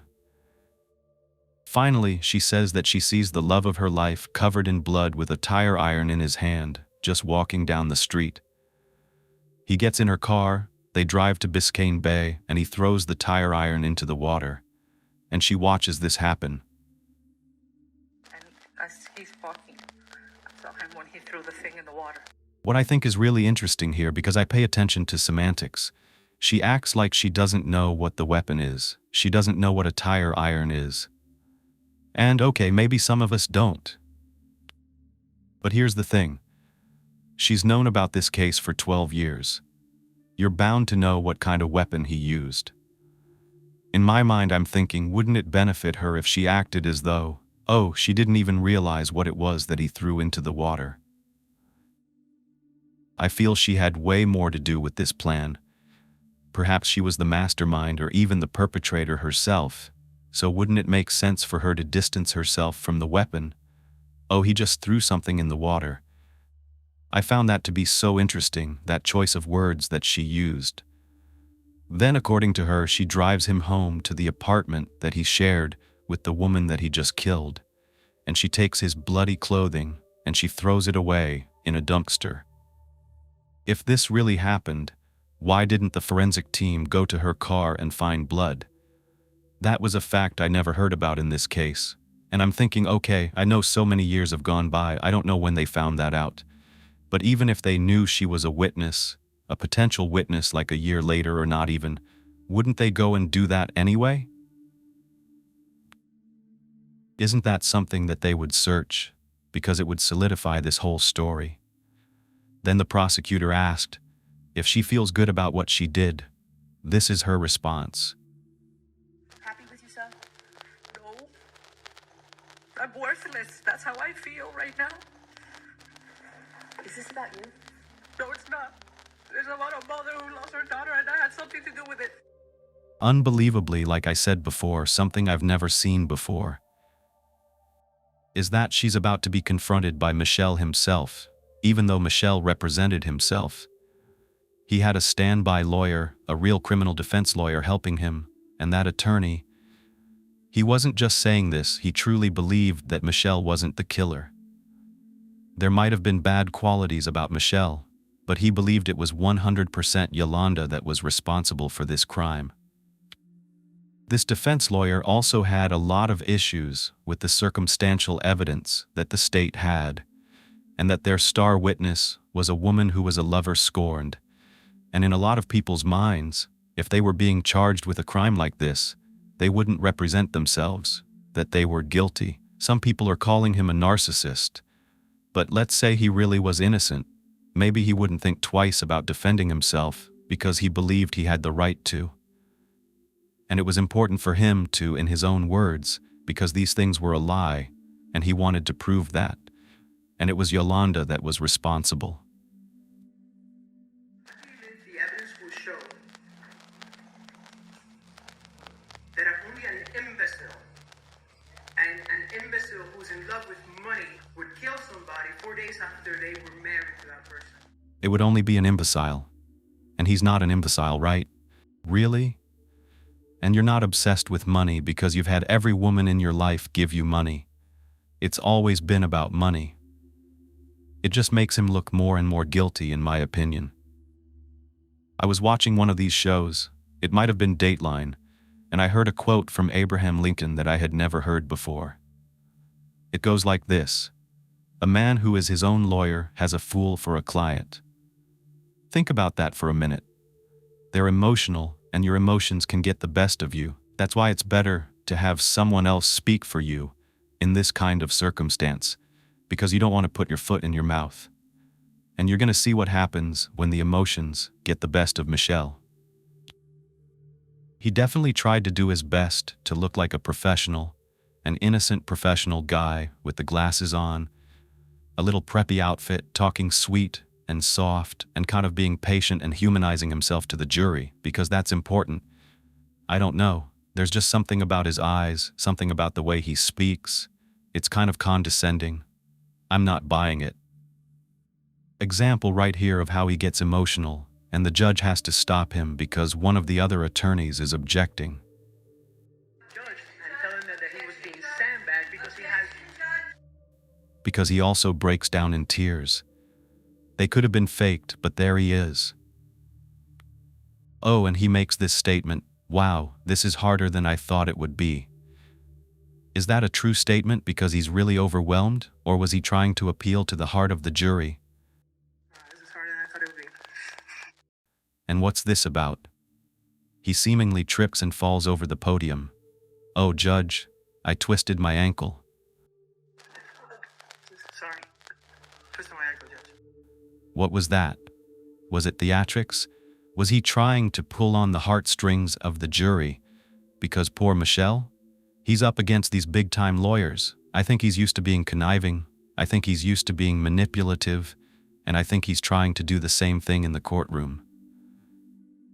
Oh, but the best part, and the most emotional aspect of Michel defending himself, was when he had to come face to face with the man from MetLife Insurance, the one that stopped him from being able to collect that $1 million.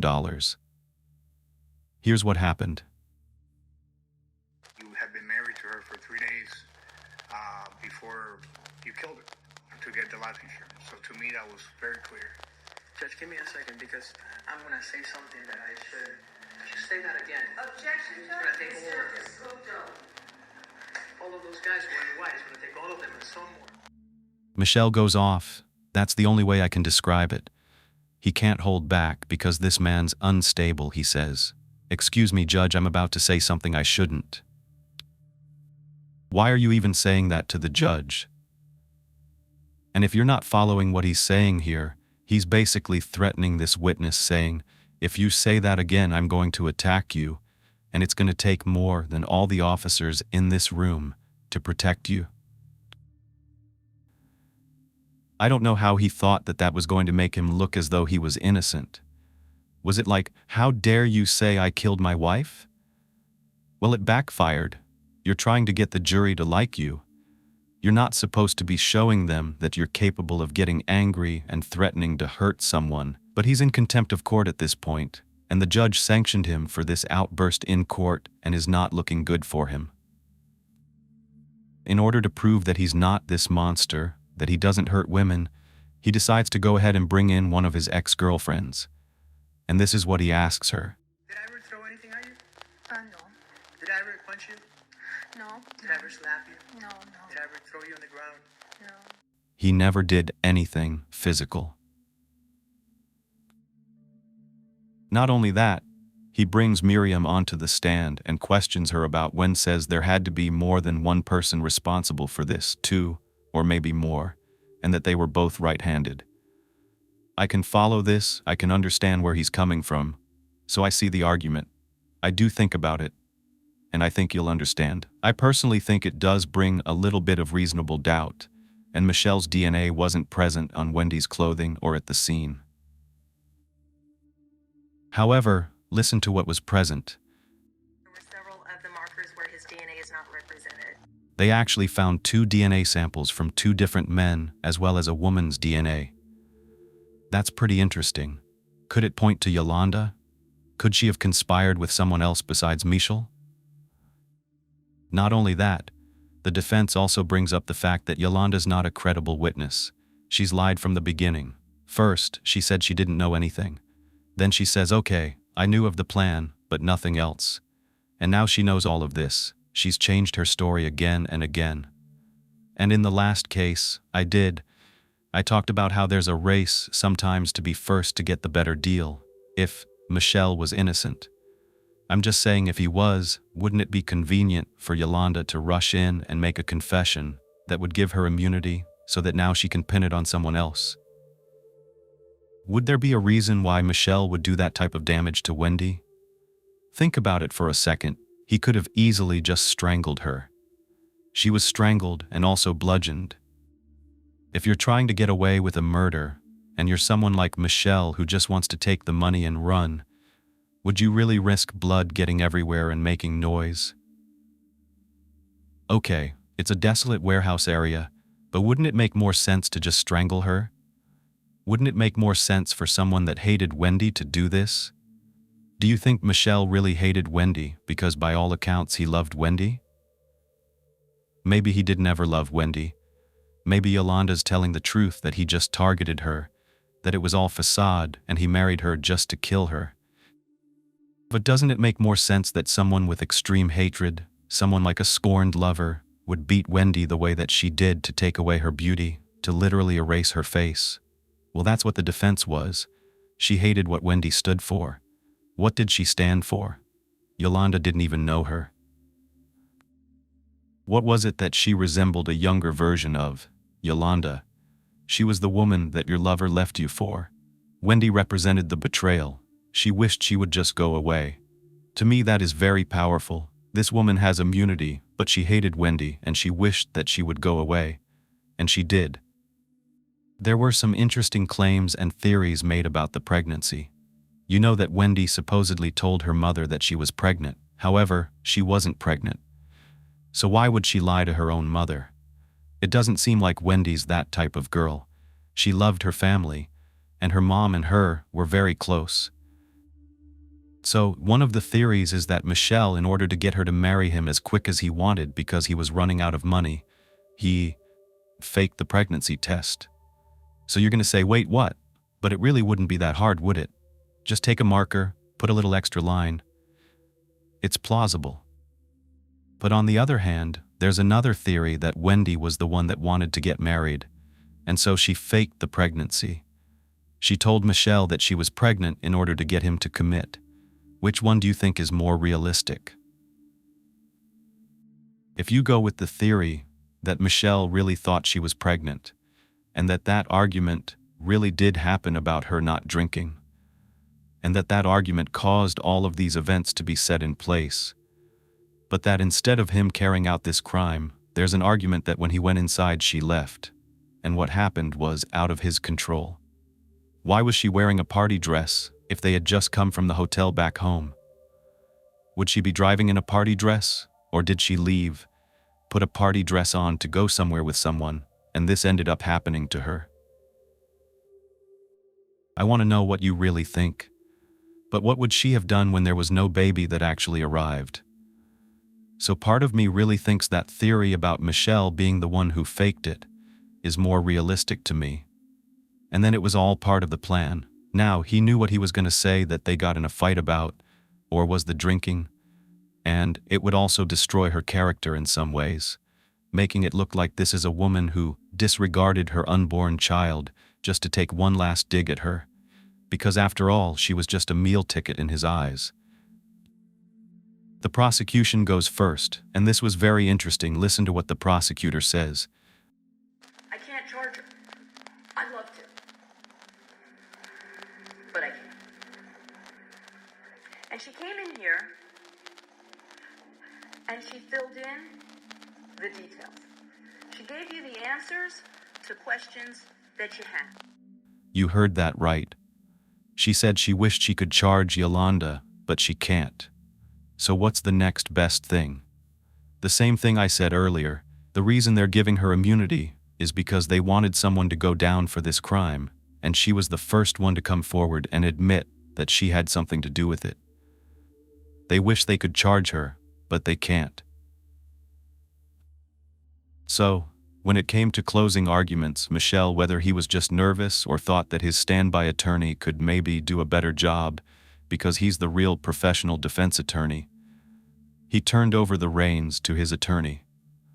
This was a 7-week trial, and the criminal defense attorney is about to wrap up this case.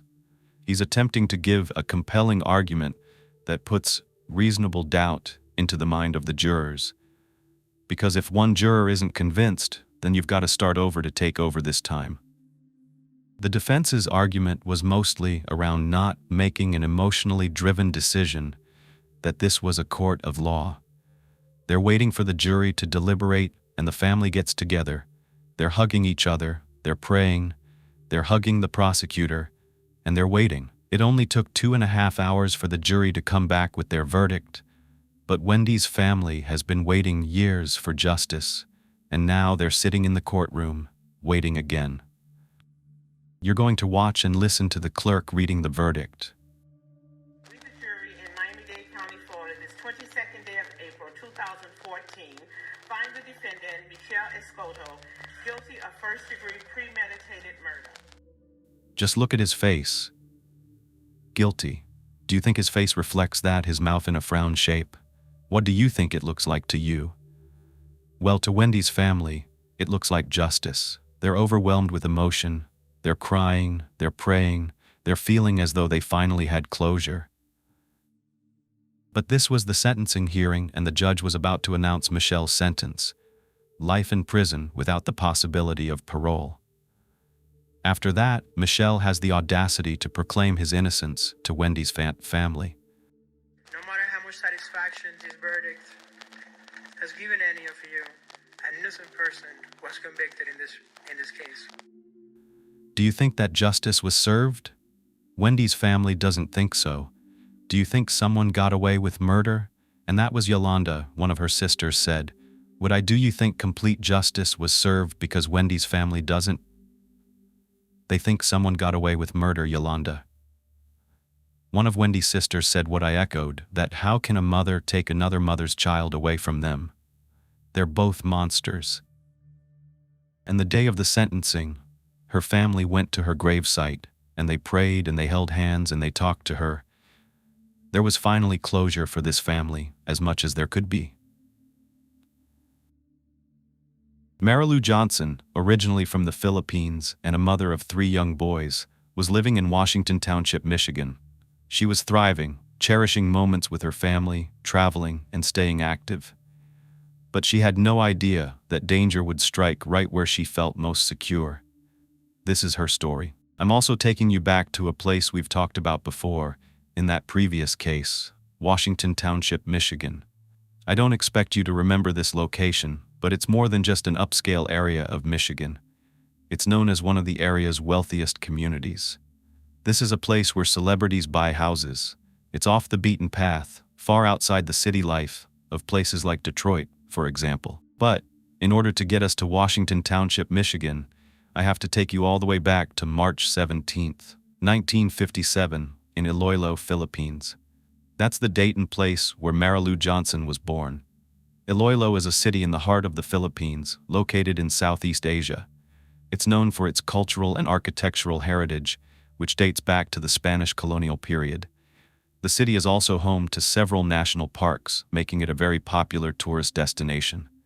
It's also home to vibrant music and art scenes, with many festivals and events all year round. The province has unbelievable islands. They have hidden caves, lagoons, majestic mountains, and waterfalls. Marilu wanted a better life for herself. She truly believed the U.S. offered more opportunities than her home country, so she immigrated to the United States. I couldn't find the exact date, but what I do know is that by 1986, she had met, married, and had a son with a man named James Eric Johnson. He was a photographer who graduated from the University of Illinois, Chicago. They named their first child Jason Irvin Johnson, using the same initials as his father, James Eric Johnson. Then, just 5 years later, in February of 1982, Marilu had yet another son with James. They named him Jared Edward Johnson, again using the same initials as his father and his older brother. And surprise, just 14 months later their third son was born. It was April of 1993, and they named him Jarrell Everett Johnson. He also had the same initials as the other men in the household. Now the Johnsons were a family of 5, living in Detroit by 1994. But only 7 years later, tragedy would strike this family. Marilu's husband James was diagnosed with leukemia, and tragically he passed away. This left her to raise her 3 teenage boys all by herself at only 44 years old. Actually, I think Jarrell was only 10 years old at the time. It was absolutely devastating for the boys and for Marilu. She lost the love of her life, the rock of their family, their provider, but she knew she couldn't slow down. Marilu knew she needed to be there for her boys. Life had to go on. Things had to get done, and her sons needed their mother more than ever. She was working full-time to try to make ends meet, and she still made sure to be there to drop off and pick up her boys from school, cook for them, and take them to all of their extracurricular activities. She was like a super mom, and the boys called her their best friend. They described Marilu as having such a warm heart. She was the sweetest person and just wanted the best for all of them all the time. She handled the difficult challenges she faced with strength and resilience, making her a role model for her boys. There was no time for Marilu to be sorry for herself. Sure, she could grieve, she knew she had to, but she also realized her priority was making sure she gave her sons the best she could. They became her focus.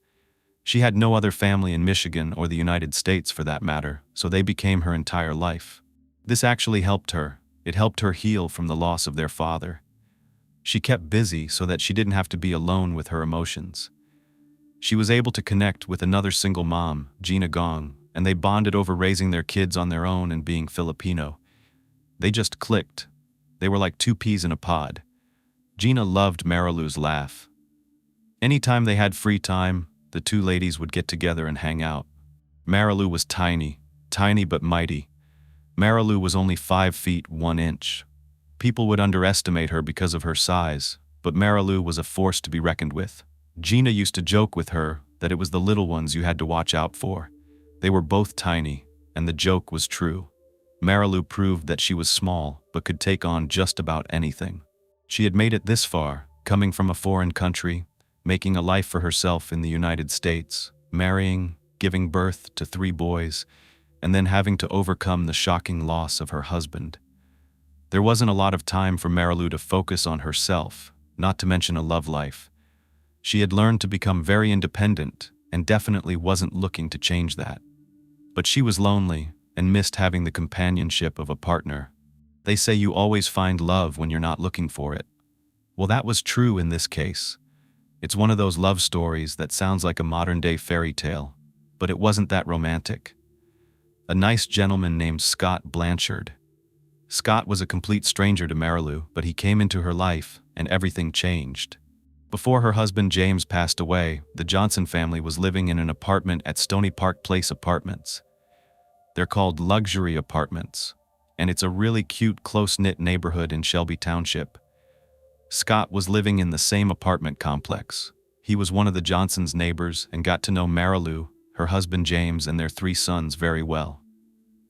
He was sad when he found out that James's health was failing. Scott began helping the family out in any way he could. It was small tasks here and there, like taking the boys out for some ice cream when Marilu had to take care of their ill father. And then, when James's condition worsened, Scott stepped up even more. He began taking the boys to their football practices and even their games.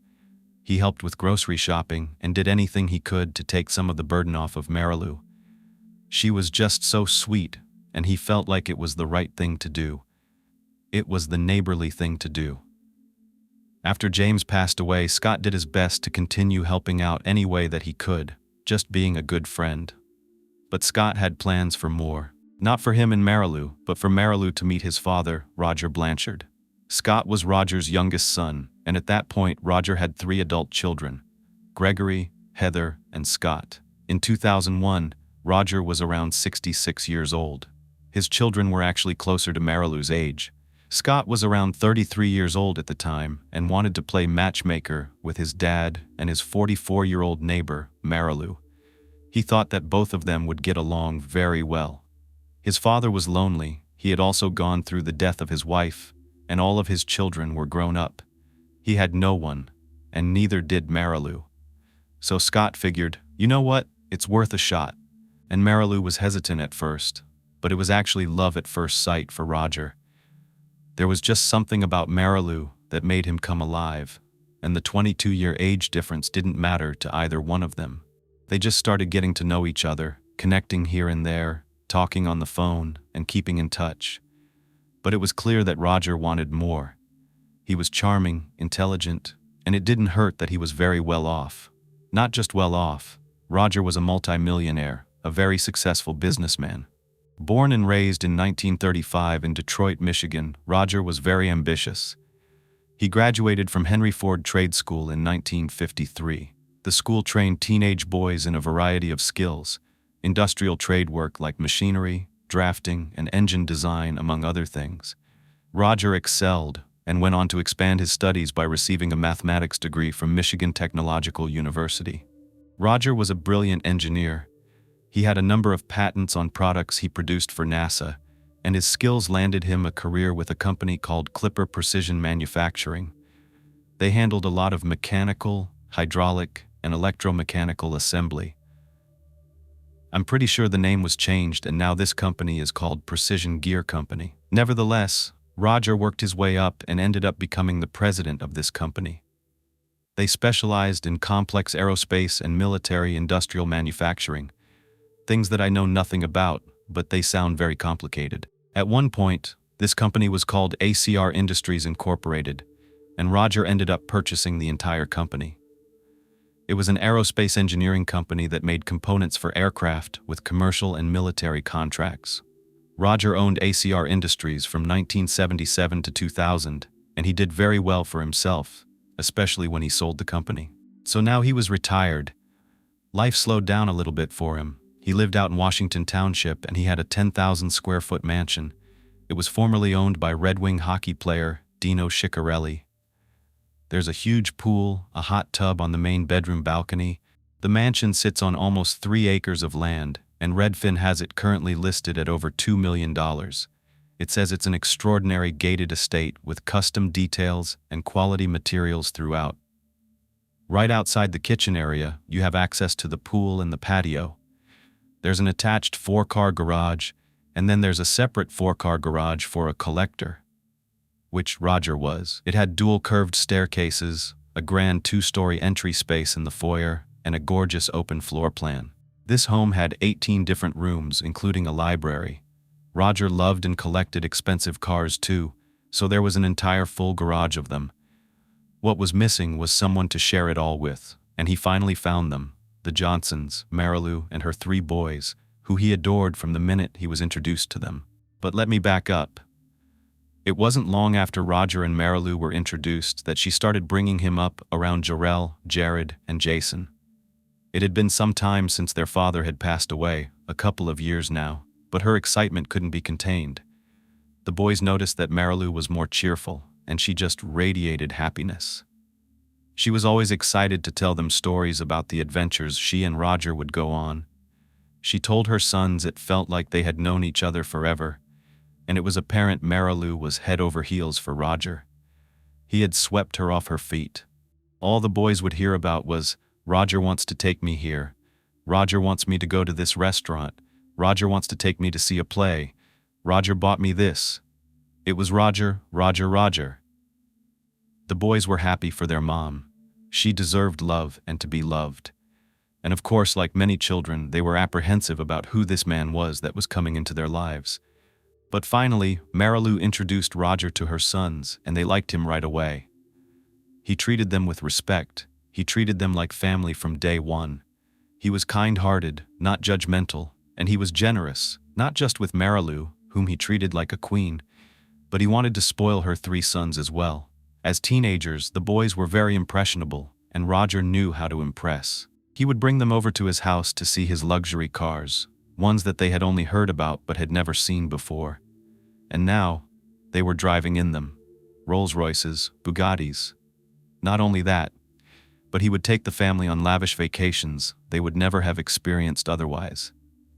Marilu had only dreamed about a life like this. She was from the Philippines and never thought this would be her reality. But Roger was more than willing to give her and the boys anything they needed and wanted. It wasn't just about material things either, not at all. Roger would have dinner with the boys and tell them how much he loved their mother and how much he loved them. He was a genuine person. He had been a loving husband before his wife passed away and had children of his own, so he was a good dad. He knew loss too, not just because his first wife passed away, but because his son Jeffrey died in a horrific car accident. He had also remarried, but it ended in divorce. Roger wanted to spend the time he had left in life making himself happy and the people around him happy. The people in his life right now were Marilu, Jared, Jason, Jarrell, and of course, Scott too. His other adult children had lives of their own, but they still kept in touch. There was just something different about having these teenage boys to take care of and to teach life lessons to show them the world. It gave Roger a new purpose in life, and that's exactly what he needed. It got him out of his depression, and he was like a new man. Marilu really brought out the best in him. After just a few months of being serious with one another, Roger asked Marilu and the boys to move into his house. He wanted them to be a family, but Marilu declined at first. Anyway, it was about a year after they had been dating that Marilu finally took Roger up on the offer. After all, he had more than enough room in that big mansion. Scott also ended up moving in there as well. Now they were just one big happy family under one roof, and it was an exciting time that spring of 2005. Roger didn't ease up on his generosity either. He would take the family out for lavish vacations and dinners at the nicest restaurants. They would travel the world, and he would buy the boys anything they wanted. He literally bought them cars as gifts. First it was Marilu. He gifted her a convertible Cadillac for herself, and then an Escalade SUV to bring the boys around. Then when each boy turned 16, he bought them a car of their own too. Roger really didn't get out as much once he was retired. Most of his friends had been connections that came from his work on previous projects or ones he was still a part of. Marilu was introduced to Roger's longtime housekeeper, Tanya, who practically lived on the premises as she was there daily to routinely take care of the house. But Tanya was more than just a housekeeper. She became a friend of Roger's, a confidant, and when she was introduced to Marilu, they became best of friends. That's just how Roger and Marilu were. They were so kind and so welcoming. Roger even befriended his plumber, David Wright. They would kick back and have a few drinks after David had a long, hard day of work on Roger's property. For example, if Roger hired anyone, a lawyer, someone to do his bookkeeping or accounting, even landscaping, or just to fix something on the property, it wouldn't be a surprise if they became a friend to him. Soon, they would be enjoying a game of golf, boating, or fishing together with him and his new family. Well, not everyone in Roger's life liked the idea of Marilu being part of his family at all, and maybe you can guess who took issue with it. His biological kids, Gregory, age 45, and Heather, age 43 at the time. They weren't far off in age from Marilu, and it bothered them that this new woman was in their father's life, gallivanting around and using his money they thought they would inherit until Marilu came into the picture. After their mother died, they figured that once Roger bit the dust, they would get his fortune, splitting it among the 3 remaining children. Scott, of course, wasn't the one taking issue with any of this. As you know, he was the one who introduced Roger and Marilu. He wanted the best for his father. But from what I read, it was the oldest son, Gregory Blanchard, who had the biggest issue with his father's new life. And he wasn't shy about making it known either. It was weird because when Roger's adult children would come around during the holidays or for a special occasion, they were cordial with Marilu and the boys. But after they realized that Marilu was not going anywhere, that she was here to stay as Roger's new girlfriend, and then when she moved into the mansion, they began their campaign against her. They started accusing her of being a gold digger. They said she was taking advantage of their father. They thought that if she got any closer, maybe Roger would end up marrying her, and that meant she would inherit his fortune in addition to, or even instead of, Roger's own children.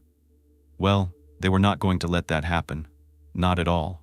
Soon, Gregory and Heather expressed their disapproval of Marilu and her children, and they were not nice about it either. I was thinking, this is a grown man. He's a father. He's a grandfather. I think he can decide for himself, especially when it comes to his romantic affairs. But of course, Roger loved his biological children as well.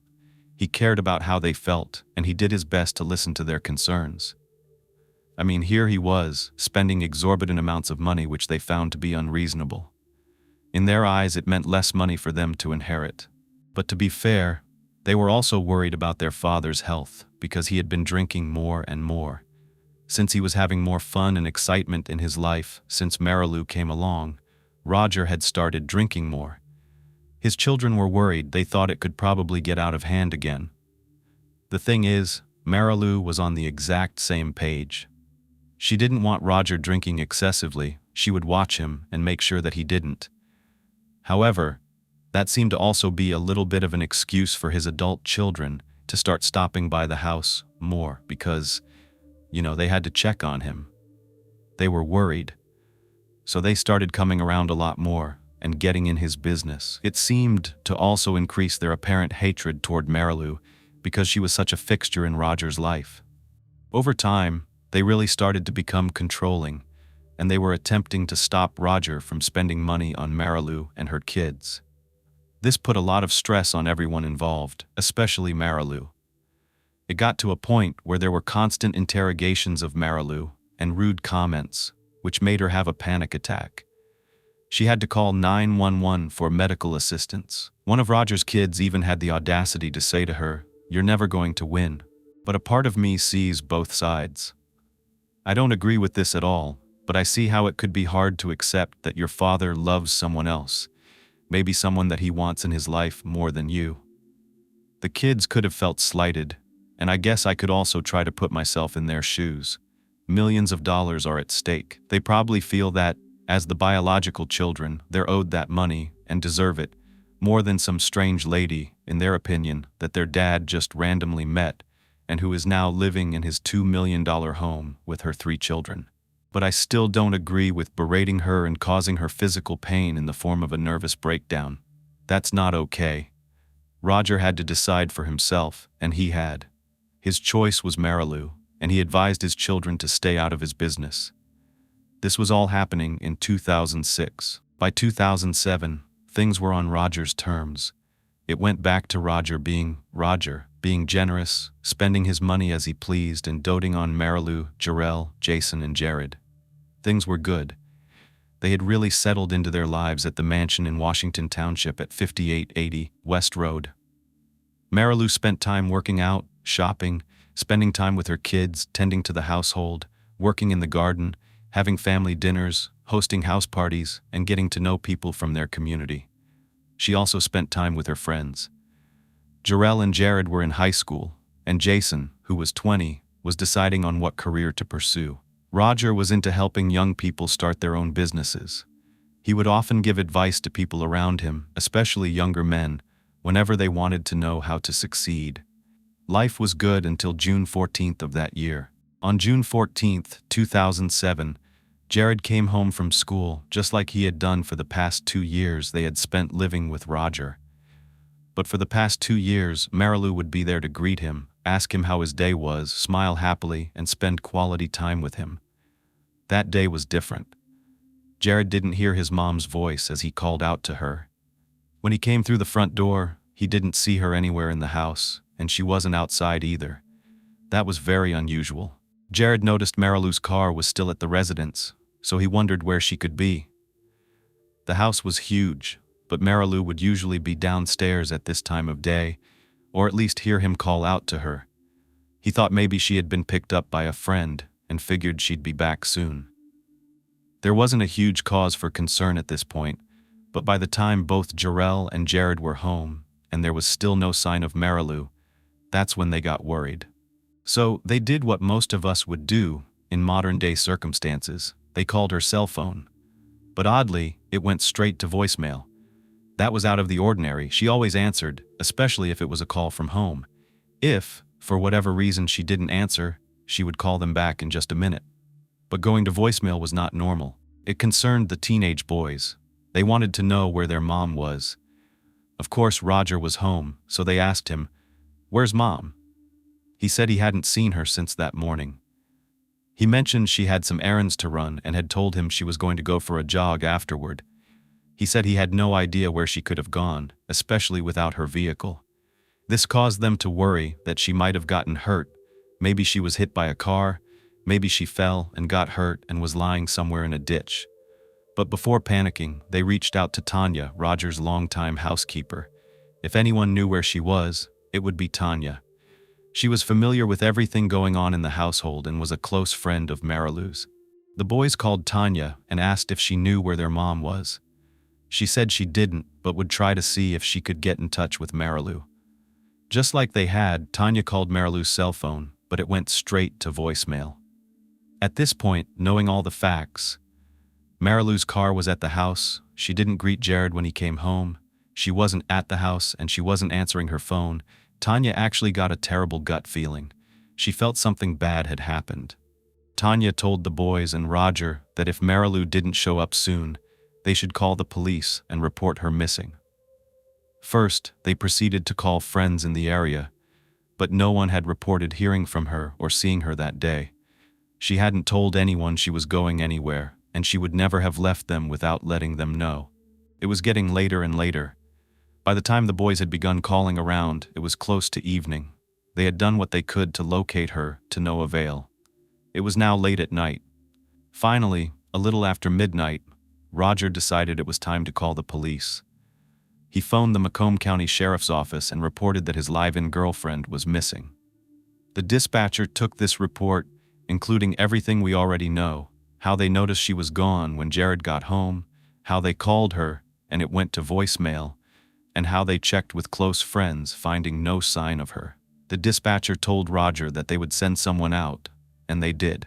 The first officer on the scene the morning of June 15, 2007, was Macomb County Deputy Sheriff Jason Abro. He did his job well to find out whether Marilu was really missing or if something else was going on. What is that something else? For one, she's an adult. We've heard this before. She has free will and the means to leave on her own volition. Or maybe there's a simple explanation. Maybe there's a note that no one saw. Was her cell phone left behind and now it's dead? Maybe she's with a friend or family member. Maybe she did get hurt and she's lying somewhere. Or maybe worse. These officers have to take it step by step. There have been cases where people have locked themselves in their own basement and then their phone dies. There have been cases where, on a site like this, where there could be a guest house and woods, a person has fallen and couldn't get up.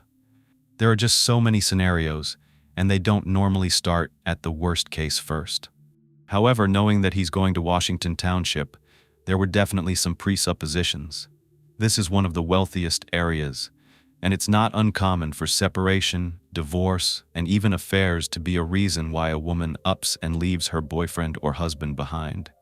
So officers want to keep an open mind, especially considering the time frame that this was occurring in, which I will mention in just a moment. I alluded to it at the beginning. Another mom had gone missing just months earlier from the exact same neighborhood. So this really made officers' antennas go up. You'll know why. But he sets foot outside of Roger's home, and he is taken aback by how big this house really is. It's definitely not an everyday place you get called out to, and if they do get called out to this area, it's honestly usually a dispute with two neighbors over someone borrowing their lawnmower a little too long and not giving it back, or someone cutting their grass over my property line. Very trivial matters. Deputy Abro was in awe. He rang the doorbell. Scott Blanchard answered the door and explained that his father was up in his bedroom and led the way. When the deputy went inside, he realized Roger wasn't just in the main bedroom of the house. He was bedridden. Something just wasn't right here. It's true Roger was an older gentleman. He was 71 years old. But it looked like he was just in bad shape. He was incoherent. I guess drunk would be more fitting since it was obvious, looking around the room, Roger had been drinking. There were a number of empty bottles of alcohol just scattered on the floor, on the dressers, and by the foot of his bed. Roger couldn't provide that much information. All he could say was that he hadn't seen Marilu since the previous morning. He did add that it was unlike his girlfriend to leave without letting him know. They asked Roger if he could recall what Marilu was wearing the last time he saw her. He wasn't very specific. He said he thinks it was a button-down shirt and slacks, but he didn't know what color they were. But Roger couldn't recall the colors of Marilu's clothing. He also had no idea where she could have gone, not even guesses, like, oh, she might be over at this friend's house, and that actually raised a red flag with the deputy. As Marilu's boyfriend of a number of years, it was odd to him that there was such a lack of information being provided. It made him think that maybe Mr. Roger Blanchard himself was holding back some details. So he made note of it.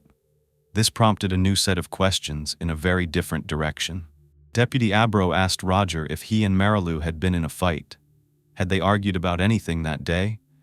What was their relationship like? Could there be a reason that she would want to leave without telling him? What about the children? What was their relationship like? Any arguments between her and her boys? Roger insisted there were no arguments with anyone. As far as he knew, everyone had a good relationship and there was no fighting. This didn't leave the deputy with much to go on. So the next thing he did was briefly speak with the kids. He decided to pile them into a squad car and retrace Marilu's jogging path. They wanted to see if there were any clues left behind. Maybe she did get hurt. Maybe a car hit her. Maybe they'd find a shoe or her cell phone on the side of the road. They were looking for anything that could point them in the right direction. They looked everywhere. They went around the neighborhood and even to the surrounding areas, but it turned up nothing. Deputy Abro decided that he needed to call in an investigator to help him with the case. Detective Mark Grammatico arrived from the Macomb County Sheriff's Office. At this point, he was briefed on all the information that Abro had. They decided to ask Roger for permission to search the premises, and he said yes. Do anything you can to find her. So they did. They went through the whole house, room by room. It was actually a pretty easy task because the house was immaculate. Everything had its own place. The only room that seemed pretty disheveled was the main room where Roger was. That room was lived in. It was uncapped and terribly messy. However, it seemed like a place where Roger went to be left alone. We will get back to him because there's definitely something going on there. But right now, Detective Grammatica was leading the investigation, going room by room, looking for anything out of the ordinary. Look at this house again. I'm just showing you the rooms. It's huge. 6 full bathrooms, 1 half bath. They had to check every shower curtain, moving it aside to see if Marilu was in there. There are 4 bedrooms on the upper level, the main bedroom on the lower level where Roger was. There's a full kitchen, a library, a laundry room, and even a room with a pool table. It was also an office, a family room, and a dining room. Then of course there's the exterior, the pool area, the fenced-in yard, the garages, and all the land around the home. It was a lot. They took pictures as they went through, documenting the way things looked when they arrived. You can see from these pictures just how organized and clean this home was. They didn't find Marilu anywhere, so they had officers conduct a canvass of the surrounding area, going door to door, asking neighbors if they had heard or seen anything. The problem, or maybe this isn't a problem, but it was for the investigation, was that the houses were not close together. As a matter of fact, the house itself was so large that it would be hard for someone even upstairs to hear anything going on elsewhere in the house, let alone a neighbor far away. But then again, we know noise does travel, and someone could have seen Marilu leave or jogging. Who knows? Back at the house, they actually drained the pool. They wanted to see if perhaps Marilu had drowned. She wasn't in there, and no one at the home had reported hearing anything unusual or seeing anything. The boys were at school most of the day, so they wouldn't have known if anything happened to her. And look at this area around the home, it's basically woods. It would all have to be searched, and this was a big job. Could she have walked off and hurt herself? One of the neighbors actually came forward and told officers that they heard yelling at some point during the day before. That's very important information, but what kind of yelling? Who was it? That couldn't be answered by the neighbor. They didn't see it, they just heard it. But it was something the officers took note of. Of course, we all know where the fingers are about to point. It's obvious. The first person investigators are going to look at is the partner. Domestic disputes are typical circumstances that result in someone going missing, whether on their own or because of foul play. Investigators want to know everything they can find out about Roger Blanchard. Here's this millionaire with the means to do just about anything. Could there be a reason that he'd want to get rid of Marilu? Maybe it became too much for him to handle. Marilu, her 3 boys, all in this house, and he's footing the bill. They know there's someone who could possibly shed some light on all of this. Someone who knows this family very well. The housekeeper. She was bound to have seen or heard something if there had been any altercations in the past. So they reach out to Tanya to get an idea of what the Blanchard-Johnson household was like. After all, there were a lot of different personalities under one roof. Scott, the biological child of Roger, Marilu, the boys, and the older boyfriend that the kids referred to as Grandpa.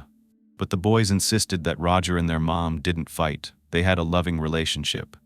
However, we know that parents can hide things from their children. So investigators turn to Tanya, and she says that she never once witnessed Marilu and Roger fight. They didn't have a perfect relationship, but who does? Tanya pointed out the obvious. Roger had a drinking problem. Sadly, it's something he picked up after the losses I mentioned. After his first wife died, he drank. After losing his son in a tragic car wreck, he drank. And after his divorce, he reached for the bottle again. Just a side note, when I heard 2 of his family members had died, it did raise an eyebrow or red flag, and it did for detectives as well. I know things happen, it's not that uncommon, but we're talking about context here. This would make 3 people close to Roger who had died in an accident or are now missing. So they had to keep that in focus. Roger was not at an age where he could hold down his liquor. It was wreaking havoc on his body. His health was declining as a result, and it was essentially poisoning him. Tanya explained that Marilu wasn't a fan of Roger's drinking. She loved him, she cared about him, and because of that, she would hide his alcohol all the time. She would put it behind curtains, behind furniture, anywhere she could to keep it out of his sight. It wasn't the best way to deal with it, but he was a grown man. She couldn't control him. But she tried to help him to the extent that she could, hoping it would lessen the amount he was drinking at the very least. Roger had actually been to rehab before, the Betty Ford Clinic. It has a very solid track record of helping people overcome addiction to drugs and alcohol. It's a non-profit residential treatment center in California. The center was founded in 1982 by former First Lady Betty Ford. Roger had gotten sober before, but recently he started drinking again. It began casually, but someone who has struggled with addiction in the past can fall back into it. And that's what happened. Tanya said that was the only negative aspect of the household, the fact that Roger was holed up in his bedroom, drinking himself into a stupor most days. But other days, he was okay. It was unpredictable. But the thing is, Tanya is an employee of Roger's, so unfortunately, these types of witness statements can be less reliable. Let's just say they don't want to get fired, so they leave details out. Good thing Tanya was able to provide the police with information about another person who might know where Marilu could be, someone she confided in. That person was her friend Gina, and she gets a knock at her door later that day. She had been friends with Marilu for years. They talked on a regular basis, and they hung out often. She was bound to have information that others did not, because she's not connected to Roger. This was a friend of Marilu's before she got into a relationship with him. The officers informed Gina that they were there about Marilu and explained that she had gone missing. Her family was worried. At first, Gina was shocked, but at the same time, she told the officers that she was hoping this was all just a misunderstanding. Maybe Marilu was just with family and hadn't had the chance to let anyone know. Perhaps she went on a spur-of-the-moment trip and would be back before they knew it, to explain that she was so sorry and didn't want to worry anyone. Gina wasn't so sure that there was anything to be worked up about yet, because Marilu was very independent. She had family overseas, so maybe they should check with them. When they were informed that Marilu was actually a native of the Philippines, they started to wonder if she could have had a family emergency and left to go back home to her loved ones without informing anyone. It turns out a search of the house revealed that Marilu's passport was missing. Detectives began to locate family members and finally got in touch with Marilu's sister.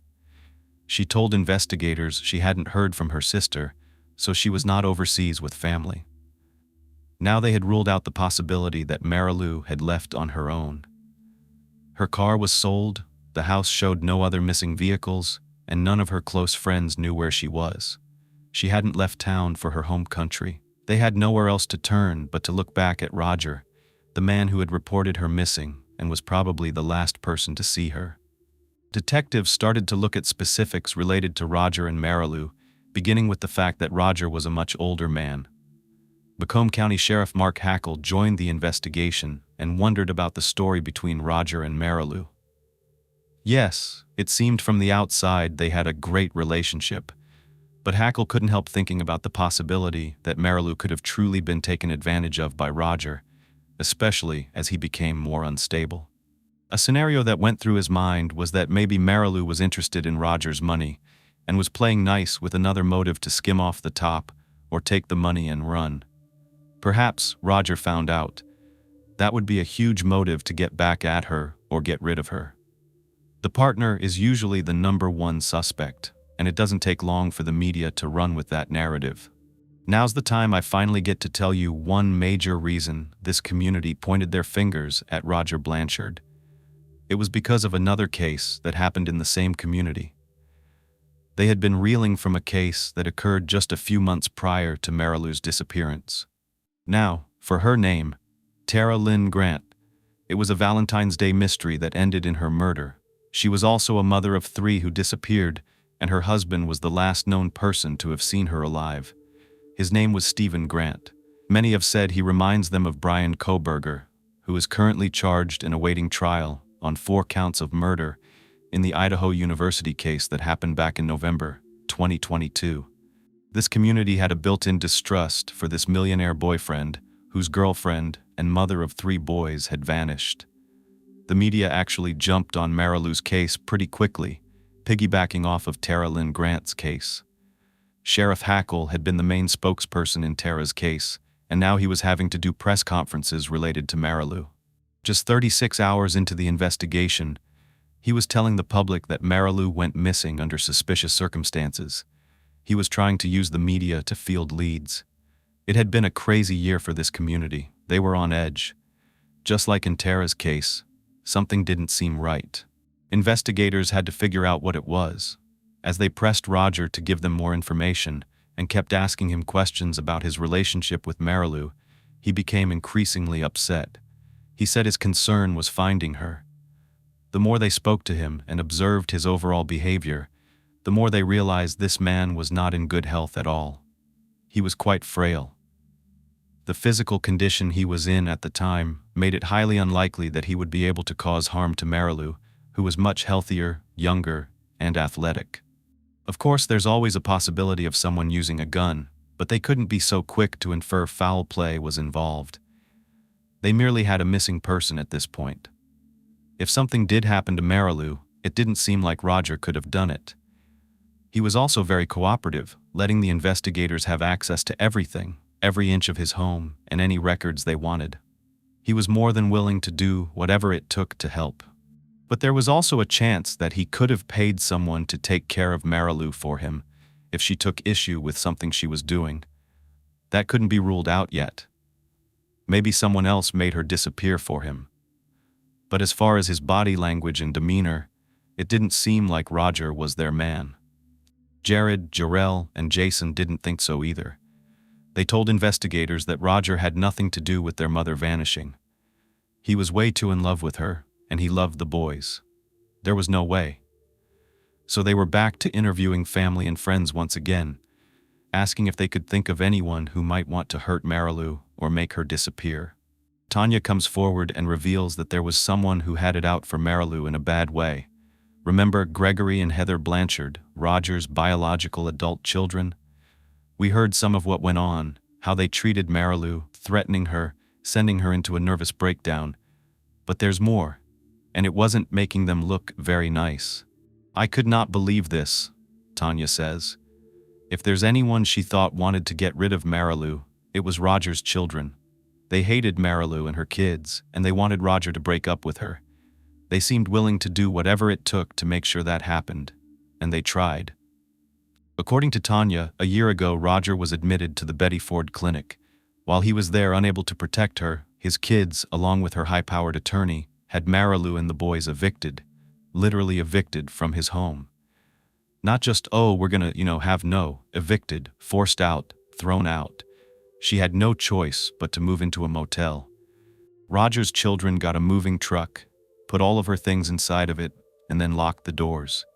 They wouldn't let her in. They actually told her, "Nobody wants you here." And all the while, Roger was not even aware this was going on. Can you even imagine? These evil people actually told Marilu that their father didn't want her there, the man that she loves. Because of that, she didn't even try to contact him. She was hurt, she was upset, she had nowhere to turn and no one to turn to.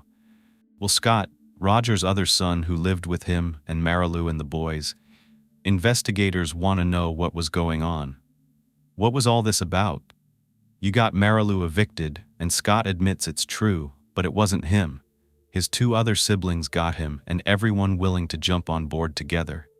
They posed it like they were concerned that Roger was drinking too much, and they blamed Marilu. They wanted to send him back to the Betty Ford Clinic all the way in California. And about the eviction? Well, they justified that because they said, you know what? We can kick Marilu out because Roger doesn't live here right now and you can't live here without him. And I'm thinking, why not? She's a grown woman. She's been dating him for a while now. They live together. This is as much her house as it is his. So who are they to tell her to leave? Plus, wouldn't she have a say in what happens to her loved one? Well, because this was an exit plan for her to get out of his life under the guise of, oh, we're just really worried about her dad. Really? No, because they wanted to inherit his money. Wouldn't it make more sense that they wouldn't care about his health, huh? But they had to be sure he was alive and well so they could get rid of the woman standing in the way of their cash. Investigators see this as a major red flag. But wait, there's more. Of course there's more. Why would it end there? Get this, to add insult to injury, Roger's kids went so far as to erase all of Marilu's numbers, anyone else's numbers associated with her. They got rid of anything linking to her. They deleted things off of Roger's computers, his devices, his phones, so there was no way for him to get in touch with Marilu when he came home. Roger was in the dark. He agreed to go to the Betty Ford clinic because he was under the impression that Marilu was in on the plan. He had no idea that they had kicked her out. Jason told investigators that he remembers going through all of this. Apparently, Roger had gotten a hold of a phone and was calling friends and other family members, telling them that he wanted to get in touch with Marilu to have her call him. He wanted to get out of this place. He was begging to go back home. He could only last a week. He couldn't take it anymore. He was able to check himself out, and he left. And when he got back home, he was furious. He thought Marilu had left him. Remember, he had no idea what was going on. Well, Tanya informs him about what happened, that Marilu was evicted by his own children. And he went ballistic. He called them up and said, "I want Marilu back now." He couldn't believe that they would do such a thing like that. It was disgraceful to kick her and her boys out like that. Eventually, he was able to get in touch with one of their mutual friends, and they were willing to pass on a message to Marilu. Marilu agreed to speak to Roger again. Luckily, they were able to reconcile. Marilu and the boys moved back into Roger's mansion. And it gets worse. As investigators are looking into all this, they find something that seems to make Marilu look really bad at first glance. But they're able to dig deeper, and when they figure out what was really going on, it made Roger's kids look even more evil. This was all about greed, money, and jealousy. It was clear when they found a restraining order that had been filed by the same attorney that the Rogers kids hired to help the new victim, Marilu. Apparently, unbeknownst to Roger himself, in his frail health and mental state, he was in habitual intoxication. Either his attorney signed using power of attorney, or they tricked Roger into signing a restraining order against Marilu, something he would never do. He even admits that later to investigators when they confront him about it. He said he didn't sign that. But in this restraining order, the attorney said that because of the friction Marilu was causing his family, Roger wanted her gone. That he was in fear of Marilu and her kids, and they needed to leave. On paper, sure, it looks like Marilu is the enemy, the horrible gold digger trying to steal Roger's money. That was the way these people made her out to look. But through their investigation, it was clear that's not Marilu. She was a kind-hearted woman with no ill intentions whatsoever. The narrative being constructed by Roger's kids was contrary to the facts that they gathered. Roger told investigators his children even had power of attorney over him. They filed a restraining order without his knowledge. Now that's pretty extreme. It never went into effect because there was a court date he didn't go to. But this is very strategic. It was a plan, consulting with an attorney, building a case against Marilu, a paper trail of incident reports, documentation, so that they could win. As one of them put it to her face during that meltdown, "It's obvious to me Marilu was a problem for Roger's kids, a problem they wanted gone." Even after Marilu was back in the home with Roger, the issues between her and his children did not end. Roger wasn't even on speaking terms with them for months after what they did. They were on bad terms up until the time Marilu went missing. They had the motive, means, and the opportunity to get close enough to her to hurt her. By June 18th, 4 days had gone by since anyone had seen or heard from Marilu. Now, it's time to hear what Roger's children have to say for themselves. Investigators are shocked by their response. They were indifferent. They didn't seem to care. They were insensitive. No concern at all. That was an issue for investigators, but they claimed to have alibis for the day that she went missing. So the investigators needed to look into all their alibis. For now, Roger's kids are still on their list of persons of interest, and they put them on 24-hour surveillance to watch their every move. Maybe it would lead them to their next clue, but now they have to move on to collect more information. Regardless, this was about finding Marilu. Tanya lets them know that she noticed something else. When she was let back into the house shortly after the initial search that day, she made a note of something. She told investigators that something was off. She said she and Marilu were the type of people who liked things a certain way. They had routines and habits, and I can relate as well. But they would put things in certain places. Everything had a specific home, so to speak. For one thing, Tanya noticed right away that Marilu's purse was missing from a table that she put it on every single day. When she walked in the foyer, she would come in and routinely drop her purse on that table, and it wasn't there. She would always then remove her shoes and put those in a certain place as well. Well, they were not how she kept them. They were knocked over on the floor, like she had quickly had to kick them off or tripped out of them. It just didn't look right. Even more telling is what Tanya found in the living room. Marilu's laundry, it was all over. It was dumped out of the laundry basket as though she was in the middle of sorting it to be folded or washed and then was interrupted. Tanya would know best. She was there all the time. She knew every item of clothing that Marilu had, all of her shoes, even her jewelry. And that was another big clue. Tanya looked high and low for a specific piece of Marilu's jewelry. It was very special and very expensive. It was a necklace that Roger had just recently gifted Marilu just a few months prior to her going missing. This was not a necklace that someone would be able to miss. It was made of a number of large diamonds, wrapped all the way around her neck, and then it dropped down in the front in a string of even more diamonds. It was not an ordinary everyday necklace. This was something you would never put on casually. It was a statement piece for special events. Tanya called it over the top, and I've been showing the exact necklace on the screen. It is stunning, it looked perfect on her, and it was missing. So was Marilu's purse, the keys to her car, and her cell phone. Those are very personal items. They usually go where the owner goes. When the investigators questioned Roger about the necklace, he had no idea where it was, but he told them it was a yellow and white diamond necklace, 14.19 carats. It cost him $252,560.61. So investigators came up with a new theory. They think Marilu could have been robbed. Maybe someone knew about that necklace and had an altercation with her, and maybe they kidnapped her. However, other than the shoes being out of place and the laundry being uncapped, there were no signs of foul play. No blood, no real evidence that harm had been done to Marilu. Nevertheless, investigators asked Tanya to make a list of everyone who had gone in and out of that house on a regular basis, or had been there in the past few months. There was a lot of people on that list, including, of course, the children, Jared, Jarrell, and Jason, and Roger's other son, Scott, among others. They had to look into everyone, even the boys. Then something did come up in relation to one of Marilu's sons. Just a few months before this happened, he was arrested for violating probation. This was in relation to a couple of felony charges in connection with theft. He allegedly stole items from someone's vehicle. As part of his deal, Marilu was ordered to pay fees in the form of payments to the court, and those payments were to start in June 2007, the exact same month she had gone missing.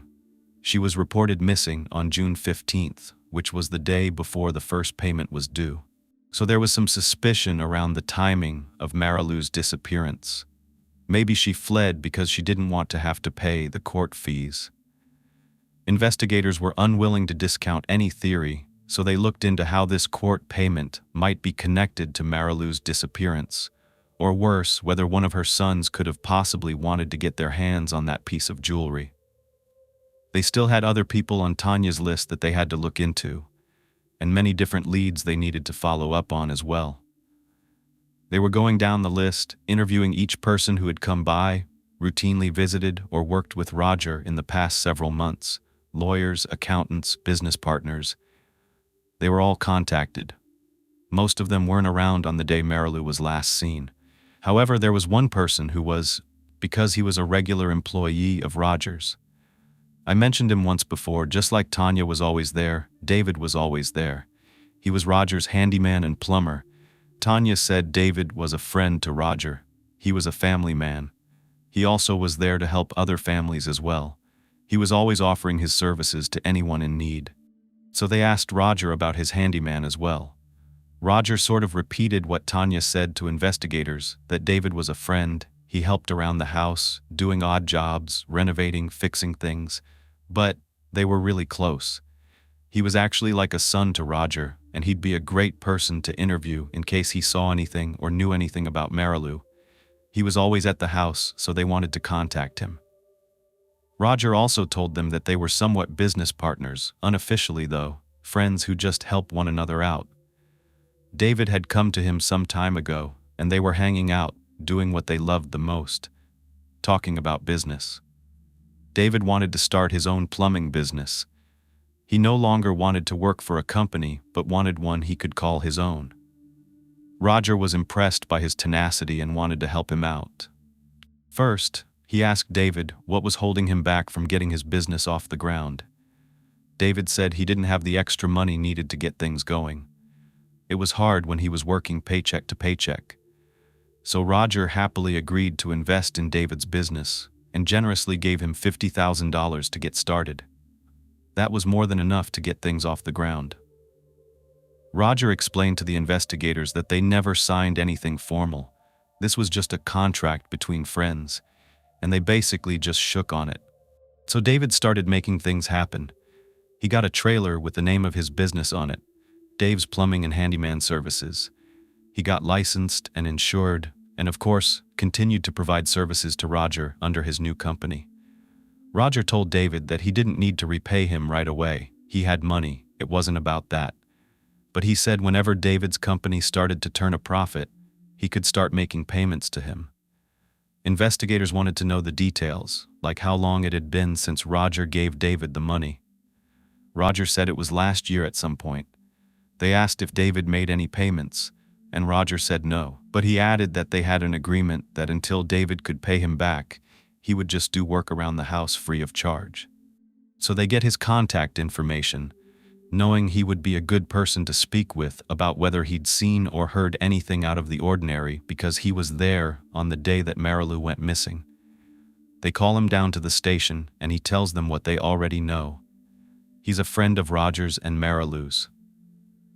He was their go-to handyman for anything they needed, big or small, complete renovations to fixing something simple like their hot tub on the main bedroom balcony. He said that the hot tub had been acting up lately, but no job was too big or too small for him. He was very forthcoming. He talked all about Roger helping him out with his business, getting it off the ground, and how he was very grateful for that. It was clear that David was part of Roger's inner circle. He treated his friends equally, whether they were plumbers or lawyers.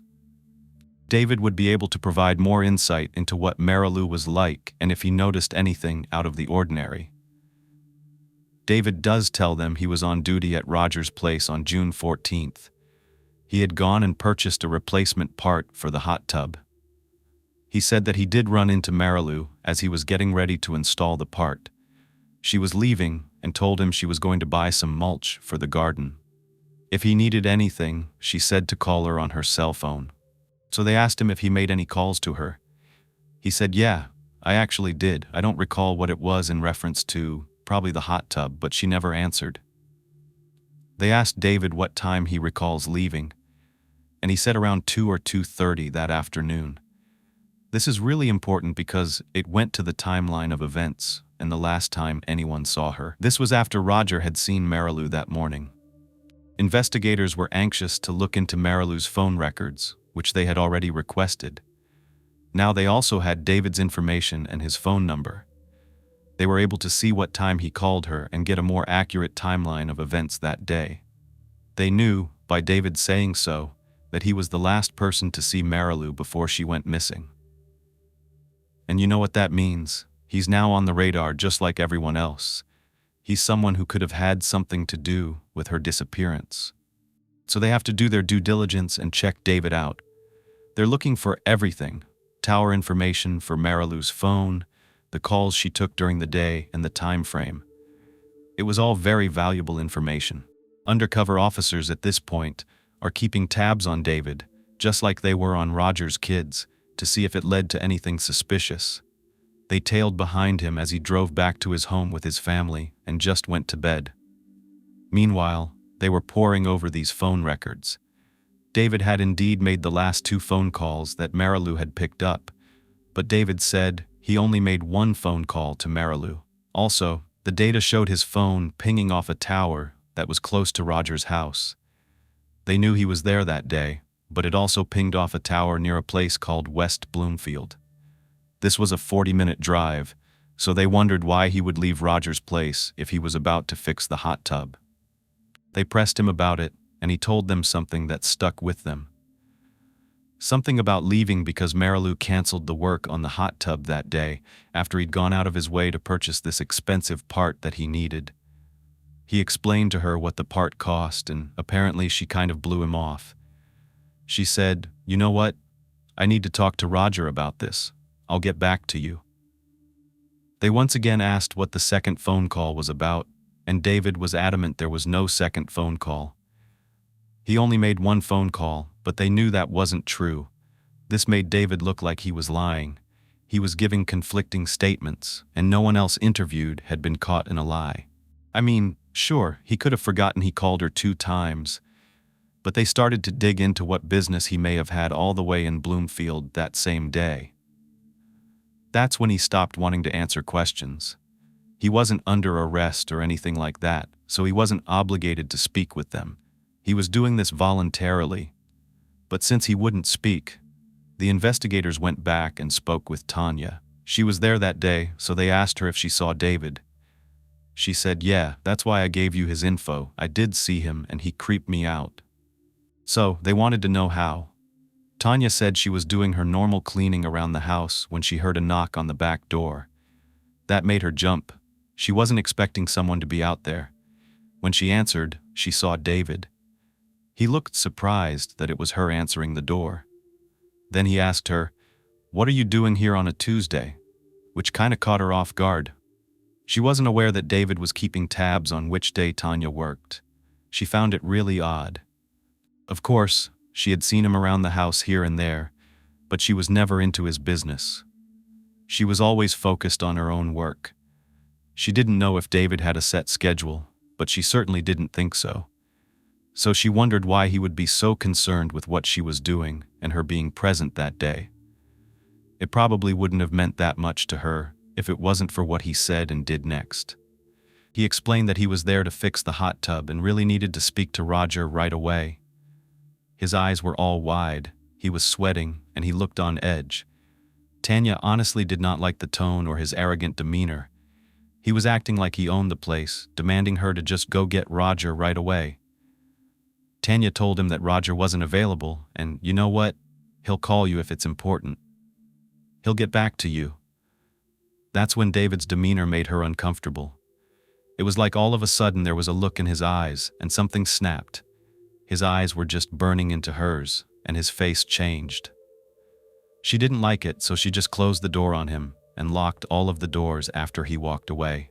Maybe since David had known Roger a long time, he felt insulted that the housekeeper was standing in the way of him speaking with his friend. He had gone and purchased a part to do this work, and he had to work off the debt that he owed Roger. So it might be understandable that David was annoyed, but Tanya actually told investigators she was scared of him.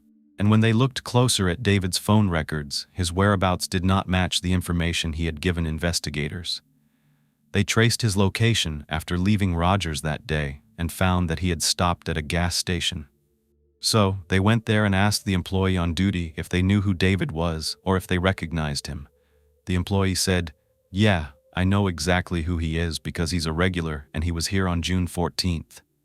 The clerk mentioned that on that day, David came into the store, but oddly he was not his usual friendly self.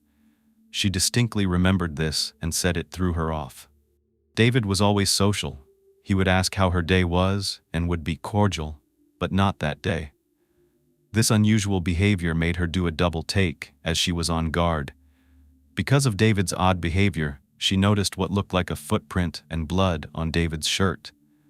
She couldn't be sure, but there was video surveillance from the store on that day. They made arrangements for that to be turned over to the investigators. To be fair, David got dirty all the time on the job, and what looked like blood to the employee might have been something else. especially now that the authorities were looking into him in connection with a missing woman. They were eager to take a look.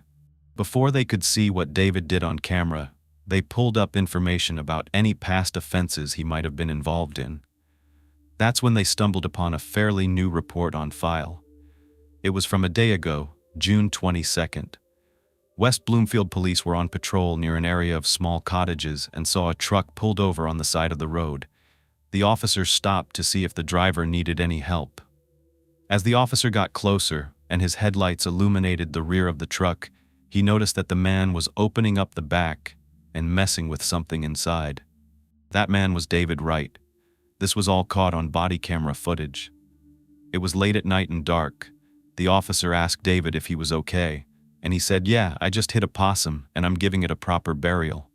He proceeded to open up a garbage bag and show the officer the contents, which indeed included a poor little dead possum. The officer asked David if he lived close by, and he said, "Well, my family owns cottages in this area, and I'm just visiting." The officer left after this interaction, and that was it. Investigators went through the tape. There wasn't much to go off of. It's not uncommon to accidentally run over an animal trying to cross a busy road. They confirmed it was true. David's family did own a cottage there, and his phone records placed him there that night. But the very next day, they were informed by an undercover cop trailing David that he did something very suspicious. Yes, he stopped by a pawn shop. They wanted to know why, so they followed close behind him, but the store was closed. He got back into his truck, and they continued to tail him, hoping he'd lead them to their next clue. He did. His next stop was a local self-serve car wash that was open 24 hours. He put money in the spray cleaner machine, but oddly, didn't actually use it. Instead, he was seen rummaging through things in the back of his pickup truck. Finally, they caught him pulling a large garbage bag out of the truck bed and putting it into a trash receptacle at the car wash. As soon as David pulled away, they moved in and collected the large garbage bag. No search warrant was needed when someone throws things away. It's fair game. They opened it up and were shocked by what they found inside. Blood. At this point, you know what they're thinking. This has to be Marilu's blood. They don't know if it's really blood. They can't say it's blood unless they test it first. They immediately put a rush on getting it analyzed, and right away they get word that it is indeed blood. However, it can't be Marilu's because it's not human.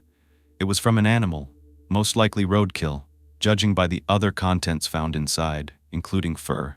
Wow, that's a twist in the case. Just when they think they're truly onto something, it turns out it's possum blood. It makes sense, as the officers saw the possum in the black garbage bag the night before. But they still thought David's actions were odd. Why go to a car wash, pay for something, not use it, and then throw your garbage bags in a public trash can instead of the one at your house? That's when they finally got the video surveillance from the gas station. If you look at his shirt as he comes to the door, it does look like there's a dark stain on it. However, this is black and white, and the clerk at the gas station would have had a much better view. She said it was red, like blood. One thing they can see is his demeanor. Even though they don't know what he usually looked like, it did seem like he was in a rush to get in and out. But what if that was just possum blood? Would he really walk into a gas station instead of using a credit or debit card at the pump if he had a person's blood on him? Now, they really want to dig more into David and who he is. They go back to Tanya and ask if there's anything she didn't like about David, anything that had made her feel uncomfortable in the past. Tanya mentions that on the day of the incident, he was acting strange, but is there anything else he didn't give them? She recalls that back in February, just a few months before, she was at Roger's with her daughter hanging out with Marilu. She saw David go into Roger's office. She was only able to hear bits and pieces of their conversation, but could decipher that David was once again asking Roger for more money. More money after the $50,000 to invest in his plumbing company. Roger is usually very kind, patient, and generous, but this time he went off on David. Tanya couldn't hear the specific words, but it was definitely apparent that Roger was not happy. When David came out of that office and walked past Tanya, he just had that look on his face, what she called the look of death. She said she could never forget it. David said nothing. He just walked right past her and out the door. She actually hoped that he would never come back. He gave off a bad vibe she had never seen before, and she really didn't like it. Now that they had all this information on David, they decided to get him on a traffic stop.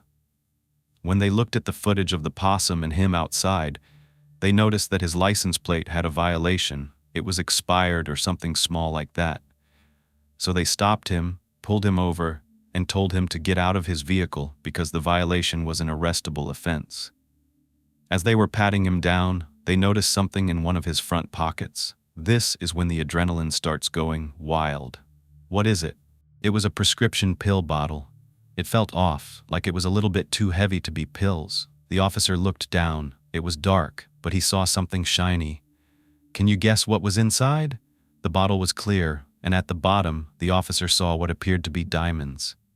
So he opened up the top, took out the paper napkin, and it was filled with diamonds. Big yellow and white diamonds. Look at this evidence photo.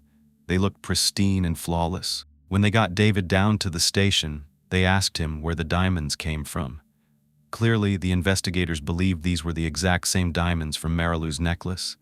But of course, they wanted to prove it and get as much info or lies as they could to build their case. David told them, "Oh, those are just my ex-wife's." "Your ex-wife's? Why would you have those?"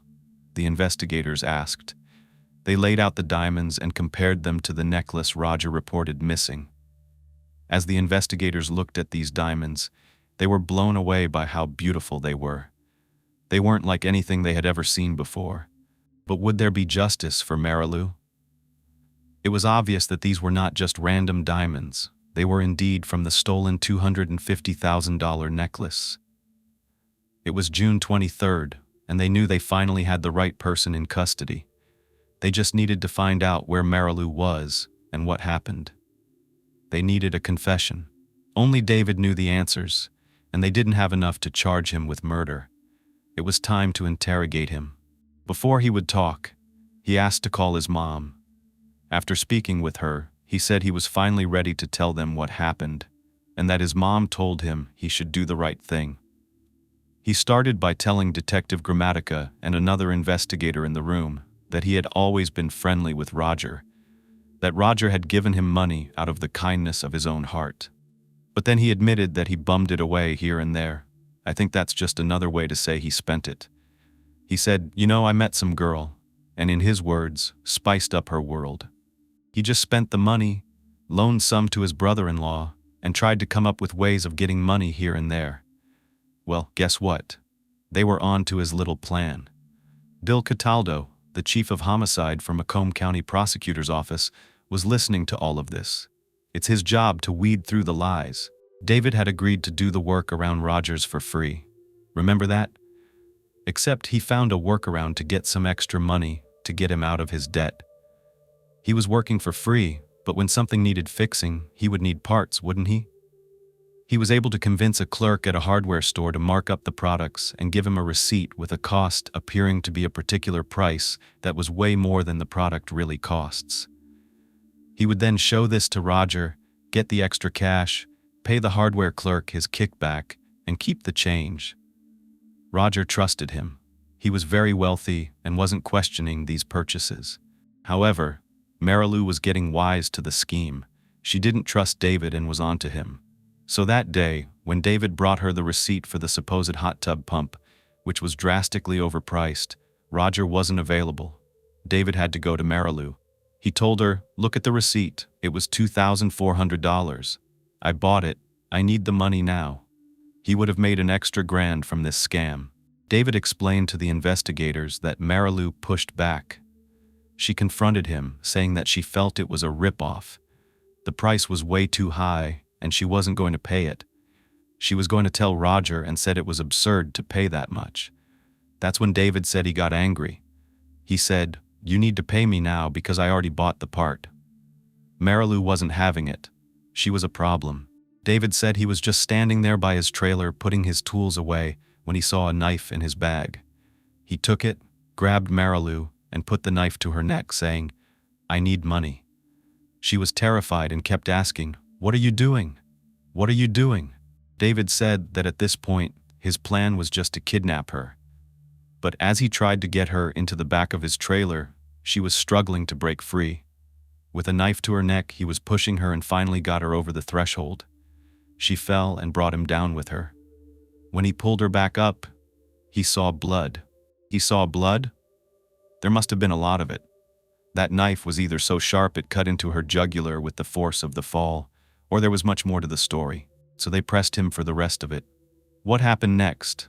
David told investigators that at that point he could tell she was hurt badly and going into shock. She was just lying there looking at him. Did he call for help? No. Did he try to save her? No, he didn't. So what did he do? You may ask. He went inside and stole her purse. Then he went back to the trailer. He opened the door to find Marilu was still lying in a pool of blood, which was getting bigger and bigger. She wasn't moving, so listen to this in his words. He picked up the knife, and he poked her. He poked her to see if she would be moving, and she wasn't moving. No, you poke someone with your finger, you stab someone with a knife. I don't believe this for a minute. He stabbed her to make sure she was dead, because at that point, he knew he was going to get rid of her, take her things, and try to sell them. He went even further. He got a garden hose and sprayed down that entire driveway so there were no signs of blood. That's why the detectives didn't see any signs of force or struggle. David is fake crying in this interrogation room. Those are alligator tears for sure. He says it was an accident. And I don't think so, and neither did the authorities. They believed David went there with the intention of stealing from Roger. He already was doing so continuously by overcharging him, but David was even more desperate because he had run out of all of the money that Roger loaned him. Investigators think David was going to do whatever it took to get that cash, even if it meant killing for it. After he killed Marilu, he drove to get some gas at that gas station. That's when we see him on the surveillance camera. Then he drove Marilu's body out to Bloomfield. I showed you this area, it's about 30 miles away. They had questioned about why he was there. He said he was supposed to be fixing the hot tub. That's what piqued their interest in him to begin with.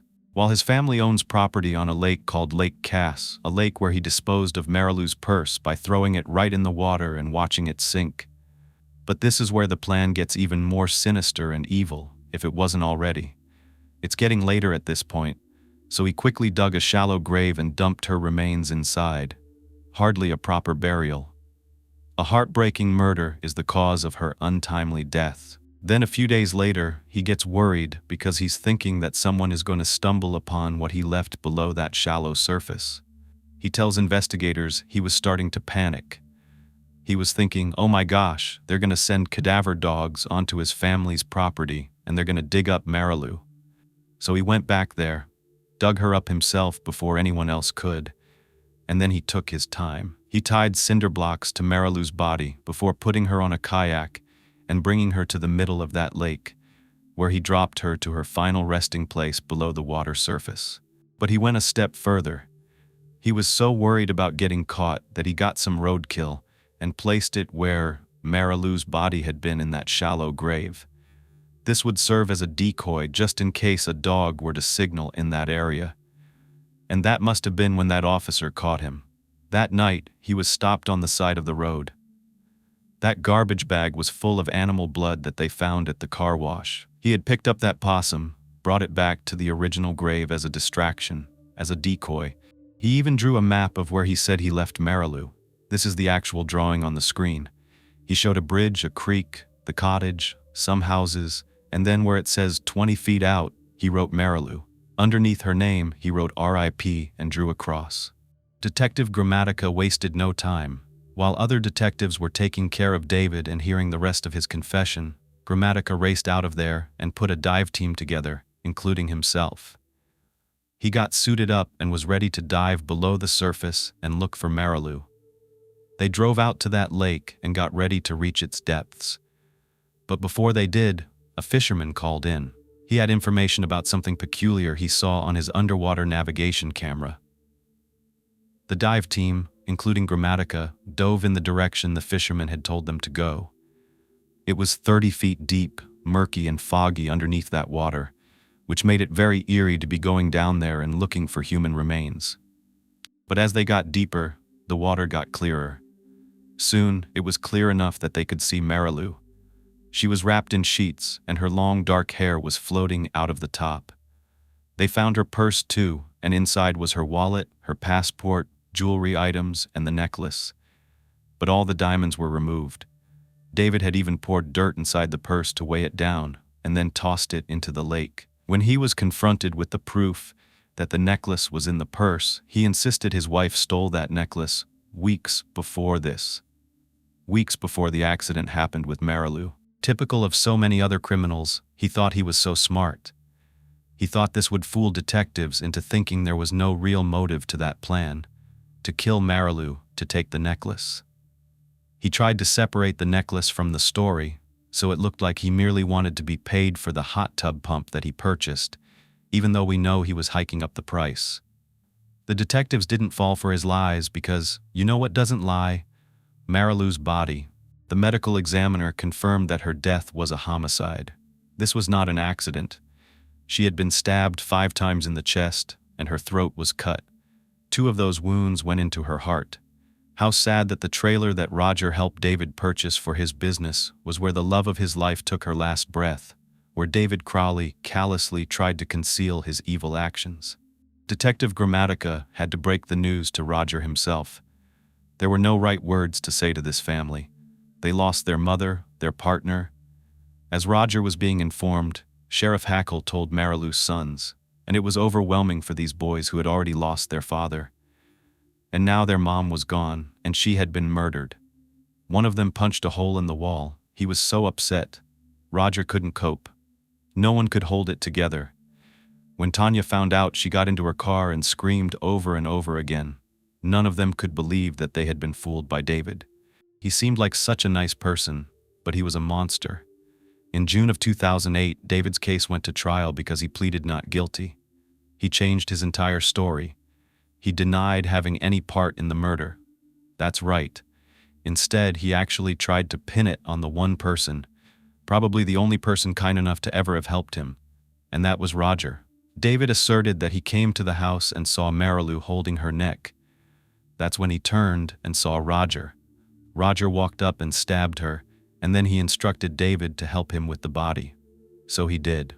The problem for David was that he confessed to his own mother, who eventually told the cops exactly what she had been told, and it was recorded as well. He tried to get that evidence thrown out. Of course he did. He said he was being coerced, and so was his mother. But the jury wasn't buying it. On June 9, 2008, David Wright was found guilty and sentenced to life in prison without parole for larceny, kidnapping, and felony murder. Marilu's family couldn't believe that a person could have that much greed, that they would take the life of a mother, or anyone for that matter, for money. Their mother was gone out of nowhere, and they wanted to make it clear how shocking this was. You never know what the next day will bring. She was just there, and then she was gone. You don't know how precious something is until it's not there anymore. Sadly, Roger couldn't handle what happened. His health continued to decline, and he passed away just months after this happened in November of that same year. However, he always took care of Marilu's sons. He made sure they were given money as part of a settlement agreement that he had to enter into with his own biological children. That was completely separate from this case, but that's the type of man he was. He made sure that Marilu's boys were taken care of in that settlement agreement. It addressed cars, jewelry, and money, in addition to an insurance policy that he obtained for Marilu. This case, like so many others, is just so sad because we think about someone like Marilu, and we think about someone in our lives that reminds us of her, or someone like Roger. You never know when their last day will come, and I think my message today is the same as Marilu's sons. They said you never know what tomorrow brings, so hold your loved ones close. Don't take a minute for granted.